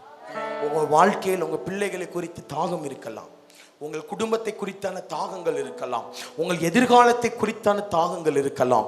இந்த தாகங்கள் மாற ஊழியக்காரனிடத்திலே வரக்கூடாது. கண்மலையாகிய கிறிஸ்து கிட்ட நீங்க வரும் பொழுது உங்கள் தாகம் எல்லாம் தீர்க்கப்படும். நல்ல கைகளை தட்டி 2 நிமிஷம் கர்த்தரை ஸ்தோத்திரம் பண்ணலாம். அல்லேலூயா. அதான் ஏசாயா 44:3 ஆண்டவர் இப்படியாக சொல்லுகிறார், தாகம் உள்ளவன் மேல் தண்ணீரையும் வறண்ட நிலத்தின் மேல் ஆறுகளையும் ஊற்றுவேன். ஆமென். அல்லேலூயா. ஆதியாகமம் 21:19 ஆகார் வனாந்தரத்திலே தாகத்தோடு நிற்கிறாள். தன் பிள்ளைக்கு தண்ணீர் தேவை. தன் கை பிள்ளை தண்ணி இல்லாமல் செத்து போயிடும். வேதம் சொல்லுகிறது, கர்த்தர் ஆகாரின் கண்களை திறந்தார். கண்களை திறந்த உடனே துறவை அவள் கண்டுபிடித்தாள். ஆமென் சொல்லுங்க. அன்பு சகோதரா, அன்பு சகோதரி, உன் தாகத்தை தீர்க்கிற துறவு வேற எங்கேயும் இல்லை, உன்னுடைய கண்களுக்கு முன்பாக தான் இருக்கிறது. அந்த துறவை நீ கண்டுபிடிக்கணும்னு சொன்னா நீ கர்த்தரிடத்துல வரணும். நீ கர்த்தர்கிட்ட வந்தாதான் அவர் உன் கண்களை திறப்பார். அவர் உன் கண்களை திறந்தால்தான் இஸ்மவேல் என்கிற ஒரு சந்ததி எழும்புகிற ஒரு துறவை கர்த்தர் உனக்கு காண்பித்து தருவார். அல்லேலூயா. துறவு உங்க கண்ணுக்கு முன்னாடி தான் இருக்குது. வசனத்தை பார்த்தீங்கன்னா, ஆகார் கண்ணு திறந்தவனே அவ பக்கத்திலே துறவை பார்க்கறா. அடிப்பாதவத்தான் இவ்வளவு நேரம் இந்த துறவு நமக்கு தெரியலையே. மாம்ச கண்ணில் உனக்கு உண்டான ஆசீர்வாதங்கள் தெரியாது. ஆவிக்குரிய கண்ணில் கர்த்தர் உன் கண்ணை திறப்பார்னா துறவு பக்கத்தில் இருக்கிறதை கர்த்தர் உனக்கு காண்பித்து தருவார். நீயும் தாகம் தீர்க்கப்படுவாய். உன்னை கொண்டு லட்சக்கணக்கான ஜனங்களும் தாக தீர்க்கப்படுவார்கள். 2 நிமிஷம் கைகளை தட்டி, ஏசப்பா இன்னைக்கு ஓரேப்ங்கிற தேவ சமூகத்திற்கு நான் வாரேன். என் தாகங்கள் தீர்க்கப்படணும், என் பிள்ளைகளின் தாகம் தீர்க்கப்படணும். நல்ல 2 நிமிஷம் கையை தட்டுங்களே. ஒரு பலத்த அசைவாடுதல் கூடாரத்திற்குள்ளே விழுகிறது. நல்ல 2 நிமிஷம் கை தட்டி, என் மேல அசைவாடுங்கப்பா, என் மேல அசைவாடுங்கப்பா, என் தாகம் தீர்க்கப்படட்டும்பா. நான் தாகத்தோடு வந்து நிற்கிறேன். உடகா ரகடக துடபலபா ஆரப்ப கதாசியா தேபரா கதாலாயா பாலாயா. ஹல்லேலூயா. தாகம் தீர்க்கப்படுகிற கண்மலை. ஆமென். இந்த கல்லின் மேல், ஆமென், அவர் ஒரு கல்லை போல் இருக்கிறார். கண்மலைன்னு சொல்ல, கண்மலையாகிய கிறிஸ்து, கண்மலையாகிய கிறிஸ்து. சிஸ்டர், எத்தனை பேரை தாகம் இருந்தாலும் ஊழியக்காரன்ட்ட தேடி போக கூடாது. 2வது தான் ஊழியக்காரன். ஃபர்ஸ்ட் தேவ சமூகம், ஃபர்ஸ்ட் தேவ பிரசன்னம், ஃபர்ஸ்ட் தேவ சமூகத்தில் தனி ஜபம். 2வது தான் ஊழியக்காரங்கிட்ட போகணும். ஆமென் சொல்லுங்க. எனக்கு நிறைய ஃபோன் கால் வரும், ஒரு ஃபோன் கால் கூட அட்டன் பண்ண மாட்டேன். ஃபர்ஸ்ட் நான் சொல்லுவேன், ஃபர்ஸ்ட் தேவ சமூகத்தில் 1 மணி நேரம் ஜெபம் பண்ணுங்க. 2வது எனக்கு கால் பண்ணுங்க. நான் சொல்லுவேன், அவங்க 1 மணி நேரம் ஜெபம் எனக்கு கால் பண்ணவே மாட்டாங்க. ஏன்னா அவங்களுக்கு தேவையான பதில் அங்கே கிடைச்சிருது. அவங்க தாகம் அங்கே தீர்க்கப்படுது. இல்லை என்கிட்ட இருக்கிறதே ஒரு துறவு தானா, ஏன் வாய்க்கு ஊற்றணும், உன் வாய்க்கு ஊற்றுவேண்ணா. உனக்கு தேவையான துறவு ஆண்டவர் தான் இருக்குது. ஆண்டவர்கிட்ட போ, 1 மணி நேரமா போய் ஜெபம் பண்ணு. கரிவழி நிறைய மூத்த ஊழியர்கள் மக்களை அப்படியே ஏமாத்திட்டாங்க. 24 மணி நேரம் ஜெப தொடர்புக்கு. ஒரு வயிறு வலினா இன்னைக்கு நாம ஜெபம் பண்ணறோமா, ஒரு 24 மணி நேரம் ஜெபகுறிப்பு போன் அடிக்கிறோமானே சொல்லுங்க சிஸ்டர். தூக்கம் வரல, ஏதோ வயிறுக்குள்ள அப்படியே கடையிற மாதிரி இருக்குது. வலுசா இருப்போம், உடனே போன் வலுசு. பிரைஸ் தி லார்ட் பிரதர், நான் இங்க பேசுறேன், என் வயிறுக்குள்ள ஏதோ படுது, ஜெபம் பண்ணுங்க பிரதர். ஏல உனக்கு பசிச்சா நீ தான் சாப்பிடணும். உங்க பசிக்கல நான் சாப்பிட போதே வயிறு பெருசாயிட்டு. உனக்கு பசினா நீ தான் சாப்பிடணும். அதனால அந்த போன்ல ஜெபிக்கிற வழக்கத்தை விட்டுட்டேன். யாராவது ஒரு சிலருக்கு ஆண்டவர் நான் ஜெபம் பண்ணிட்டு உன்கிட்ட ஃபோன் பண்ணி இந்த வார்த்தையை சொன்னா உண்டு. யாருக்காவது அக்கௌண்ட் நம்பர் காமிச்சு இவங்களுக்கு இந்த காசை அனுப்புன்னு சொன்னா உண்டு. மற்றபடி யார்கிட்ட அனாவசியமாக போய் உட்காந்து பேசி ஜெபம் பண்ணுறவங்களுக்குன்னு இந்த நிறைய பேர் தீர்க்க தரிசனத்தை சம்பாதிப்பானுங்க. இந்த பழக்கமே நம்மகிட்ட கிடையாது. அதனால தான் கர்த்தர் நம்புறார். ஆமென் சொல்லுங்க. எல்லா பணக்காரங்களும் எனக்கு தெரியும். நான் நினைச்ச கார் வாங்கலாம் ஒரு நாள்லேயே, நினைச்ச ஒரு வீட்டையே சொந்தமாக வாங்கலாம். எனக்கு அது தேவையில்லை. ஒரு பொதும் வரங்களை வைத்து வியாபாரம் பண்ணக்கூடாது. நிறைய பேய்கள் இருக்கிறாங்க. ஜெபம் பண்ண தண்ணி 1 லிட்டர் தண்ணி 100 ரூபாய். பாஸ்டர் பயன்படுத்தின கர்ஷிப் 300 ரூபாய். ஜெபம் பண்ண எண்ணெய் 350 ரூபாய். இல்லை உனக்கெல்லாம் பாரு, உனக்கு கர்த்தர் என்ன பண்ண போகிறோம். கொரோனா வந்தான் சாவணி. என்ன சிஸ்டர் வியாபாரம்? என்ன வியாபாரம் சொல்லுங்க, என்ன வியாபாரம்? நிறைய இடத்துல இந்த பொம்மை கேட்பாங்க, பாஷா உங்களுக்கு எவ்வளோ தரணும்னு. நாளை விட்டா சரி, ஊழியத்துக்கு வரணுமா வேண்டாமா? நம்ம பையலோடு கேட்பானுங்க, ரெக்கார்டு போட்டு வச்சுட்டு கேட்பாங்க.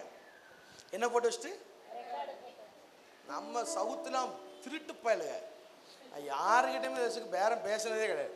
ஒன்னேன்னு சொல்லுவேன், தங்குற இடத்த பார்த்துக்கோங்க, ட்ராவலை பார்த்துக்கோங்க, நான் வாரேன். என்ன சொல்கிறீங்க? தங்குற இடத்தையும் ட்ராவலையும் பார்த்துக்கோங்க, நான் வாரேன். சாப்பாடு, ஐயோ பெருவாட்டி நம்ம கெட்டி பிடிப்போனே, சரியான சாப்பாடு, சாப்பாடையும் பார்த்துக்கோ. அதுக்கு எனக்கு அது வேணும் இது வேணும். 3 வேளையும் ஏதாவது தாங்க உள்ள போட்டால் அமைதியாக இருப்பான். இவன் அமைதியாக இருந்தால் நான் அமைதியாக இருப்பேன். ஒரு சில இடத்துல சாப்பாடு கூட கிடைக்காத நைட் 2 மணிக்கு போய் மெதுவாக போய் நாங்கள் எங்கேயா போய் சாப்பிட்டு வந்துடுவோம். நல்லா கவனிங்க சிஸ்டர், என் தாகம் தீர்க்கப்படணும்னா ஓரேப்பு மட்டும்தான், வேற எதுவுமே கிடையாது. உங்க பிரச்சனை மாறாததுக்கு காரணம் என்ன தெரியுமா? இன்னும் ஊழியக்காரனை நம்பிட்டு இருக்கிற. அதான் நான் சொல்றேன், மூத்த ஊழியர் தப்பு பண்ணிட்டாங்க. 24 மணி நேரம் ஜெப குறிப்பு, 24 மணி நேரமும் நீங்க போன் அடிச்சா எங்கள் ஜெப வீரர்கள் உங்களுக்காக. ஏதோ உனக்கு ஜெபிக்க வாய் இருக்கும்போது உனக்கு ஏன்டா அவன் ஜெபிக்கணும்? பாஸ்டர் 3 மணிக்கு ஃபோன் அடிச்சு ஒரு பாட்டி, ஐயா நீ எங்க சர்ச்சில் செய்தி கொடுக்க வந்த தம்பி தானே? ஆமா பாட்டி, நீ யாரு? ஐயா எனக்கு வயிறு ஊட்டமா இருக்கு ஐயா, எவ்வளோ மந்திரம் பண்ணிட்டாயா, முட்டைய ஊறி வச்சுட்டா, எனக்கு கொஞ்சம் ஜெபம் பண்ணுயா. நான் அந்த பாட்டி பேசும்போது தெரிஞ்சது, பாட்டிக்குள்ள என்ன இல்லை, பேய் இல்லை. பாட்டி மதியம் என்ன சாப்பிட்ட பாட்டி? ஐயா 2 முட்டையை வச்சு முட்டை குழம்பு ஊற்றி சாப்பிட்டேன். முட்டைனா என்னது? வாயு. சரி கல்ல. சாயங்காலம் ஏதாவது டீக்கு சாப்பிட்டியா? ஐயா 1 டம்ளர் டீயும் 3 வாழைக்காய் வச்சும் சாப்பிட்டையா. நைட் என்ன சாப்பிட்ட பாட்டி? என் மருமவா பூரி கிழங்கு நல்லா செய்வாளா, 2 பூரியும் கொஞ்சம் உருளைக்கிழங்கு தின்னாட பொல்லாதாவி. திங்கிறத தின்னுட்டு வயிறு ஊத்த எடுத்தாக்கால எவ்வளோ மந்திரம். நான் சொன்னேன், ஈனோ சாப்பிடுங்கள் சுகமாய் தூங்குங்கள்னு ஃபோனை கட். இதுக்கு ஊழியக்காரன் ஜெபிக்கலாம். ஆண்டவரே இந்த வாயுவை கலைச்சு விடுவீராங்க. ஏன்? ஈனோ வாயில போட்டால் எல்லாம் மாறும். இதுக்கு ஊழியக்காரன் வேற. நிறைய ட்ரீட்மெண்ட்லாம் கற்று வச்சிருக்கிறேன், நீங்கள் ஃபோன் பண்ணுங்க தெரியும், கிழிச்சு விட்டுருவேன். ஆமாம், ஒரே முதுகு வலிக்குன்னா ஜெலிசின் மாத்திரை போட்டு குப்புற அடிச்சு படு, அல்லது 4 வெள்ளைப்பூட வாயில தூக்கி போட்டு ஒரு டம்ளர் வெண்ணெயை குடிச்சு குப்புற அடிச்சு தூங்குயா. எதுக்கு ஐயா ஜெபம்? எதுக்கு எடுத்தாலும் பாஸ்டர் கிட்ட ஐயா எம்மா பாஸ்டர் பிள்ளைக்கு கல்யாணம் ஆகல ஜோம் பண்ணு. சரி நான் ஜோம்னா கல்யாணம் ஆயிருமா? நீ ஒழுங்கா ஜோம் பண்ணி உருப்பட்டு உன் மகளை உருப்பட வச்சு நீ குடும்பமா உபவாசம் பண்ணி ஜோம் பண்ணி மாப்பிள்ளையை பார்த்தா எவனா மாட்டுவான். நீங்க தான் ஜெபம் பண்ண மாட்டேங்க, பைபிளும் வாசிக்க மாட்டேங்க, உருப்படவும் செய்யல. உனக்கு நான் ஜெபம் பண்ணி என்ன நடக்க போகுது? வேதனை எவ்வளோ வேதனை தெரியுமா? ஒரு சிலர் வேதனையோட நம்மகிட்ட பகிர்ந்து கொள்வாங்க. அவங்க ஜோம் பண்ணுங்கன்னு சொல்ல மாட்டாங்க. பாஸ்டர் நான் சொல்கிறேன் பாஸ்டர், அவங்கள சொல்ல ஆசையாக இருக்கு. சரி சொல்லுமா அப்படின்ட்டு அவங்க சொல்ல நான் சாப்பிட்டுக்கிட்டு ஏதாவது கேட்டுக்கிட்டு வாங்கிட்டு சரிம்மா ஓகேம்மா வைங்கம்மா நான் ஜோம் பண்ணிக்கணும் வச்சிருவேன். எதுக்கு எடுத்தாலும் செருப்பு காணாமல் போயிட்டு பாஸ்டர் ஜோம்னு சொல்லுங்க, வாரி விளக்குமாறு எடுத்து அடியும். சரி 4000 ரூபா உட்லாண்டு செருப்பான். என் ஷூ இருக்கான்னு பார்த்தேன் நான். ஆயத்தமா இருக்கதா கண் பார்வையில் எல்லாத்தையும் வச்சிருக்கு. மாத்தி போட்டு போயிட்டோம் பாஸ்டர். என் செருப்பு யாருக்கும் சேராது. சேர்ந்தாலும் தட்டி தூக்கிற 3 பெரிய ஆள் தான் உட்காந்துருக்காங்க என்ன போல வெயிட்டானால். எங்க அண்ணனுக்கு சேருமோ? எங்க அண்ணனுக்கு சேராது. நான் 12 வந்து நின்று 12. சரி அதான் கவனிங்க. நம்ம காமெடியா பேசுறாலும் நிறைய காரியத்தை நம்ம சிந்திக்கணும். ஒரு சில பிரச்சனைகள் வந்தால் நம்ம பாஸ்டரை தானே தேடி போகிறோம். யாராவது வயிறு வலிக்கு சரி ஒரு மணி நேரம் உபவாசம் 1 மணி நேரம் முழங்கால் போட்டு பார்ப்போன்னு போடுறோமா? சரி பிள்ளைக்கு நைட்டு ஃபுல்லாக தூங்க வர மாட்டேங்குது, நம்மளே கொஞ்ச நேரம் ஜோமனி பார்ப்போம் ஜோம் பண்ணுறோமா? இல்லை, நேராக பாஸ்டர் வர வச்சு தண்ணியை ஜோமனி மூஞ்சில் அடிங்கிறது என்ன பொழப்பு? ஸோ நாமத்தை சொன்னாலே பிசாசுகள் வெளியே வரும். Price the Lord. அப்போ 2வது ஓரேப்புக்கு வந்தா என்ன தீர்க்கப்படுகிறது? தாகம் தீர்க்கப்படுகிறது. அல்லேலூயா. அதான் ஆண்டவர் சொல்றார், தாகம் உள்ளவன் மேல் தண்ணீரை ஊற்றுவேன் நெஞ்சு, வறண்ட நிலத்தில் ஆறுகளை ஊற்றுவேன் நெஞ்சு. ஊற்றுமையா? இது சாதாரண கிடையாது. தாகம் உள்ளவன் வாயை திறப்பான். தேவ சமூகத்தில் வந்து எக்க வாயை தர. ஒரு அம்மா ஜோம் சிஸ்டர் வாய் தரங்கன்னா எம்மா இந்த வாய் திறக்க கூடாது. வாய் திறந்து என்ன பண்ணணும்? ஜெபிக்கணும். தாகம் உள்ளவனை கைத்தட்டுன்னு சொல்ல வேண்டாம். தாகம் உள்ளவனுக்கு அல்லேலியா சொல்லுன்னு சொல்ல வேண்டாம். தாகம் உள்ளவனுக்கு வாயை திறன்னு சொல்ல வேண்டாம். அவன் தாகத்தோடு இருந்தால் அவன் வாயை திறந்து கைகளை தட்டி கொண்டு ஏசப்பா நான் உயிரோடு இங்கதான் இருக்கிறேன்னு காமிச்சுக்கிட்டே இருப்பான். ஏசப்பாக்கு தன்னுடைய காரியத்தை தெரியப்படுத்தி கொண்டே இருப்பான். அதனாலதான் ஊழியக்காரன் கையை தட்டுங்க, வாயை திறங்க, சத்தத்தை உயர்த்துங்க. ஆண்டவர் நம்மத்தில் இருக்கிறார், அவருடைய பிரசனை நம்மத்தில் இருக்கிறது சொல்லி கொடுக்கிறோம். ஆமென் சொல்லுங்க. 3வது ஓரேப்பிலே தேவனுடைய திட்டம் வெளிப்படும். சொல்லுங்க. முதலாவது என்ன வெளிப்படும்? சித்தம் வேற திட்டம் வேற. சொல்லுங்க. சித்தம் வேற. வாய்த்தது சொல்லுங்க. சித்தம் வேற திட்டம் வேற. திருப்பி கொள்ளுங்க. 2 ராஜாக்களின் புஸ்தகம் 1 ராஜாக்களின் புஸ்தகம் 19வது அதிகாரம் வசனம் 7, 8, 9, 10 வாசிக்க கேட்கலாம். கர்த்தருடைய தூதன் திரும்ப 2வது தரம் வந்து அவனை தட்டி எழுப்பி, எழுந்திரு, போஜனம் பண்ணு, நீ பண்ண வேண்டிய பிரயாணம் வெகு தூரம் என்றான். அப்பொழுது அவன் எழுந்திருந்து புசித்து குடித்து அந்த போஜனத்தின் பலத்தினால் 40 நாள் இரவும் பகல் ஓரேப் என்னும் தேவனுடைய பர்வதம் மட்டும் நடந்து போனான். அங்கே அவன் ஒரு கெபிக்குள் போய் தங்கினான். இதோ கர்த்தருடைய வார்த்தை அவனுக்கு உண்டாகி, அவர் எலியாவே இங்கே உனக்கு என்ன காரியம் என்றார். நல்லா கவனிக்கணும். அப்ப ஓரேப்பினாலே கர்த்தர் பேசுகிறார். ஆமென் சொல்லுங்க. மோசே கிட்ட ஓரேப்பில் கர்த்தர் என்ன பண்ணினா? பேசினா. இந்த கண்மலையில வந்து ஜனங்கள் நிற்கும் போது கர்த்தர் மோசே கிட்ட என்ன பண்றார்? திருப்படியும் பேசுகிறார். எலியா சோர்ந்து போய் தற்கொலைக்கு ஜப குறிப்பு எடுத்து கொடுத்த ஆளு ஓரேப்பில் உட்கார்ந்துருக்க. ஆண்டவர் கேட்பார், ஏழை பையில நீ இங்க என்ன வேலை பண்ணிட்டு இருக்காங்க கேட்கற. என்ன பண்ணா? உனக்கு இங்க என்னடா? எங்க ஊர்ல சொன்ன உனக்கு இங்க என்னடா சோழி? ஏன்டா வந்து உட்கார்ந்து இருக்கிற? சோழினா வேலை கெட்ட வார்த்தை கிடையாதுன்னு. ஆமா, எங்க ஊர்ல சொல்லுவோம், இல்லை உனக்கு என்ன சோழி இங்க வந்திருக்கா அப்படின்னு கேட்போம். உனக்கு என்ன சோழி இங்க வந்து உட்கார்ந்துருக்க இல்லையா அப்படின்னு ஆண்டவர் கேட்கிறார். அடுத்த வசனத்தை வாசியுங்கள். அதற்கு அவன், சேனைகளின் தேவனாகிய கர்த்தருக்காக வெகு பக்தி வைராக்கியமாய் இருந்தேன். நம்ம ஆளுதான் நம்மள அவனை குறிச்சே ஆண்டவருக்கே சாட்சி கொடுக்கான். ஆண்டவர் தான் பேசுறாரு. இவன் என்ன சொல்லும்? ஆண்டவரே உங்ககிட்ட எப்படி இருந்த பக்தி வைரா. இவன் எப்படி பேசுறான் பாருங்க. திருப்பி வாசிங்க. அதற்கு அவன் சேனைகளின் தேவனாகிய கர்த்தருக்காக வெகு பக்தி வைராக்கியமாய் இருந்தேன். இஸ்ரவேல் புத்திரர் உமது உடன்படிக்கையை தள்ளிவிட்டார்கள். உம்முடைய பலிபீடங்களை இடித்து உம்முடைய தீர்க்கதரிசிகளை பட்டயத்தினால் கொன்று போட்டார்கள்.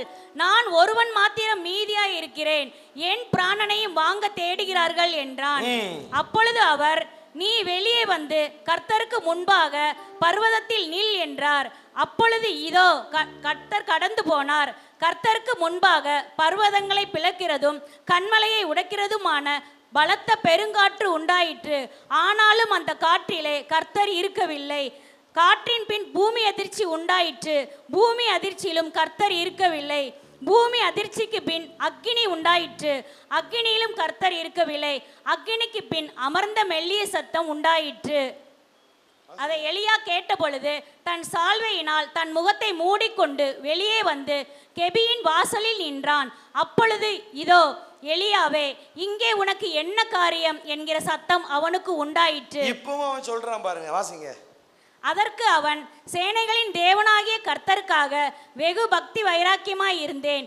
இஸ்ரவேல் புத்திரர் உமது உடன்படிக்கையை தள்ளிவிட்டார்கள். உம்முடைய பலிபீடங்களை இடித்து உம்முடைய தீர்க்கதரிசிகளை பட்டயத்தினால் கொன்று போட்டார்கள். நான் ஒருவன் மாத்திரம் மீதியாய் இருக்கிறேன், என் பிராணனையும் வாங்க தேடுகிறார்கள் என்றார். நல்லா கவனிங்க. நம்ம எல்லாம் என்ன சொல்றோம்னா, எலியா பொம்பளைக்கு என்ன பண்ணிட்டார் அதானே சொல்றோம். எலியா என்னதான் பெரிய ஊழியக்காரனாலும் அவன் ஒரு பொம்பளோட சத்தத்துக்கு என்ன பண்ணிட்டான்? வாய்ப்பே கிடையாது. எலியா தூதன் சந்திக்கும் போதா இருக்கட்டும், கர்த்தர் அவனை கெபிக்குள்ள சந்திக்கும் போதா இருக்கட்டும், கெபிக்கு வெளியில ஓரேப்பின் பர்வதத்தில் அவனை சந்திக்கும் போதா இருக்கட்டும், அவன் கர்த்தரிடத்துல சொல்ற என்ன தெரியுமா? நான் ஒருவன் மாத்திரம்தான் மீதி இருக்கிறேன். அப்ப என்ன அர்த்தம்? நான் பொம்பளைக்கு பயந்து ஓடி வரல சார், என்னையும் கொன்னுட்டாங்க அப்படின்னா இஸ்ரவேலுக்கு வேற தீர்க்கதரிசிகள் இல்லை, அதனாலதான் நான் ஓடி வாரேன்னு சொல்றான். அவன் பொம்பளைக்கு பயந்தால் கிடையாது. பொம்பளைக்கு பயப்பட்டவனா 40 தீர்க்கதரிசிகளை ரோட்ல வச்சு வெட்டி தள்ளினா, பொம்பளைக்கு பயந்தவனா வானத்திலிருந்து அக்கினி தைரியமா ஒன் மேன் ஆர்மி தனியா நின்று அடிச்சு நொறுக்கி விட்டான். இல்லை, நம்ம தப்பான பிரசங்கம் பண்ணக்கூடாது. எலியா பொம்பளைக்கு பயப்படல. அவன் என்ன சொல்லுகிறான்? இஸ்ரவேல் புத்திரர்கள் பலிபெடுத்து இடித்து விட்டார்கள், எல்லாரும் வழி விலகி போயிட்டாங்க, உம்முடைய தீர்க்கதரிசிகளை வெட்டி போட்டுட்டாங்க, இப்போ நான் ஒருவன் மாத்திரம்தான் மீதி இருக்கிறேன். அடுத்த வசனத்துல எலியாவை குறித்தான திட்டம் ஆண்டவர் பேசுகிறார். இது பேசுங்கக்கா. அப்பொழுது கர்த்தர் அவனை பார்த்து, எலியாவை பார்த்து, நீ தமஸ்குவின் வழியாய் வனாந்திரத்திற்கு திரும்பி போய் ஆசகேலை சீரியாவின் ராஜாவாய் அபிஷேகம் பண்ணு. பின்பு நிம்சியின் குமாரனாகிய யெகூவை இஸ்ரவேலின் மேல் ராஜாவாக அபிஷேகம் பண்ணி ஆபேல் மெகோலயா ஊரானான சாபாத்தின் குமாரனாகிய எலிசாவை உன் ஸ்தானத்திலே தீர்க்கதரிசியாக அபிஷேகம் பண்ணு. சம்பவிப்பதாவது ஆசகேலின் பட்டயத்திற்கு யெகூ கொன்று போடுவான், யெகூவின் பட்டயத்திற்கு தப்பினவனை எலிசா கொன்று போடுவான். ஆனாலும் பாகாலுக்கு முடங்காதிருக்கிற முழங்கால்களையும் அவனை முத்தம் செய்யாதிருக்கிற வாய்களை உடைய 7000 கைகளை தட்டி கர்த்தரை ஸ்தோத்திரம் பண்ணுங்க. அல்லேலூயா. இவன் ஆண்டவர்கிட்ட சொன்னது, நான் ஒருத்த மட்டும்தான் மீதி இருக்கிறேன், அதனாலதான் ஓடுறேன். ஆண்டவர் சொல்றா, தங்கப்பிள்ளை நீ பயப்படாத, பாகாலுக்கு முத்தம் முடியாத உதடுகளை உடைய இன்னும் 7000 பேரை நான் மறைத்து வைத்திருக்கிறேன். அல்லேலூயா. இப்போ இந்த எலியா ஒரு தீர்க்கதரிசியா தான் இருந்தா, ஆனா அந்த எலியா மேல என்ன திட்டம் இருந்ததுன்னு எலியாவுக்கு என்ன பண்ணல? ஐயா, எலியாவை குறித்து வேதம் சொல்லுகிறது, இவன் யார் என்று கேட்டால் ஸ்தோத்திரம், அவன் பேர் நல்ல பேரை சொல்லி ஆண்டவர் அறிமுகப்படுத்துவாரு.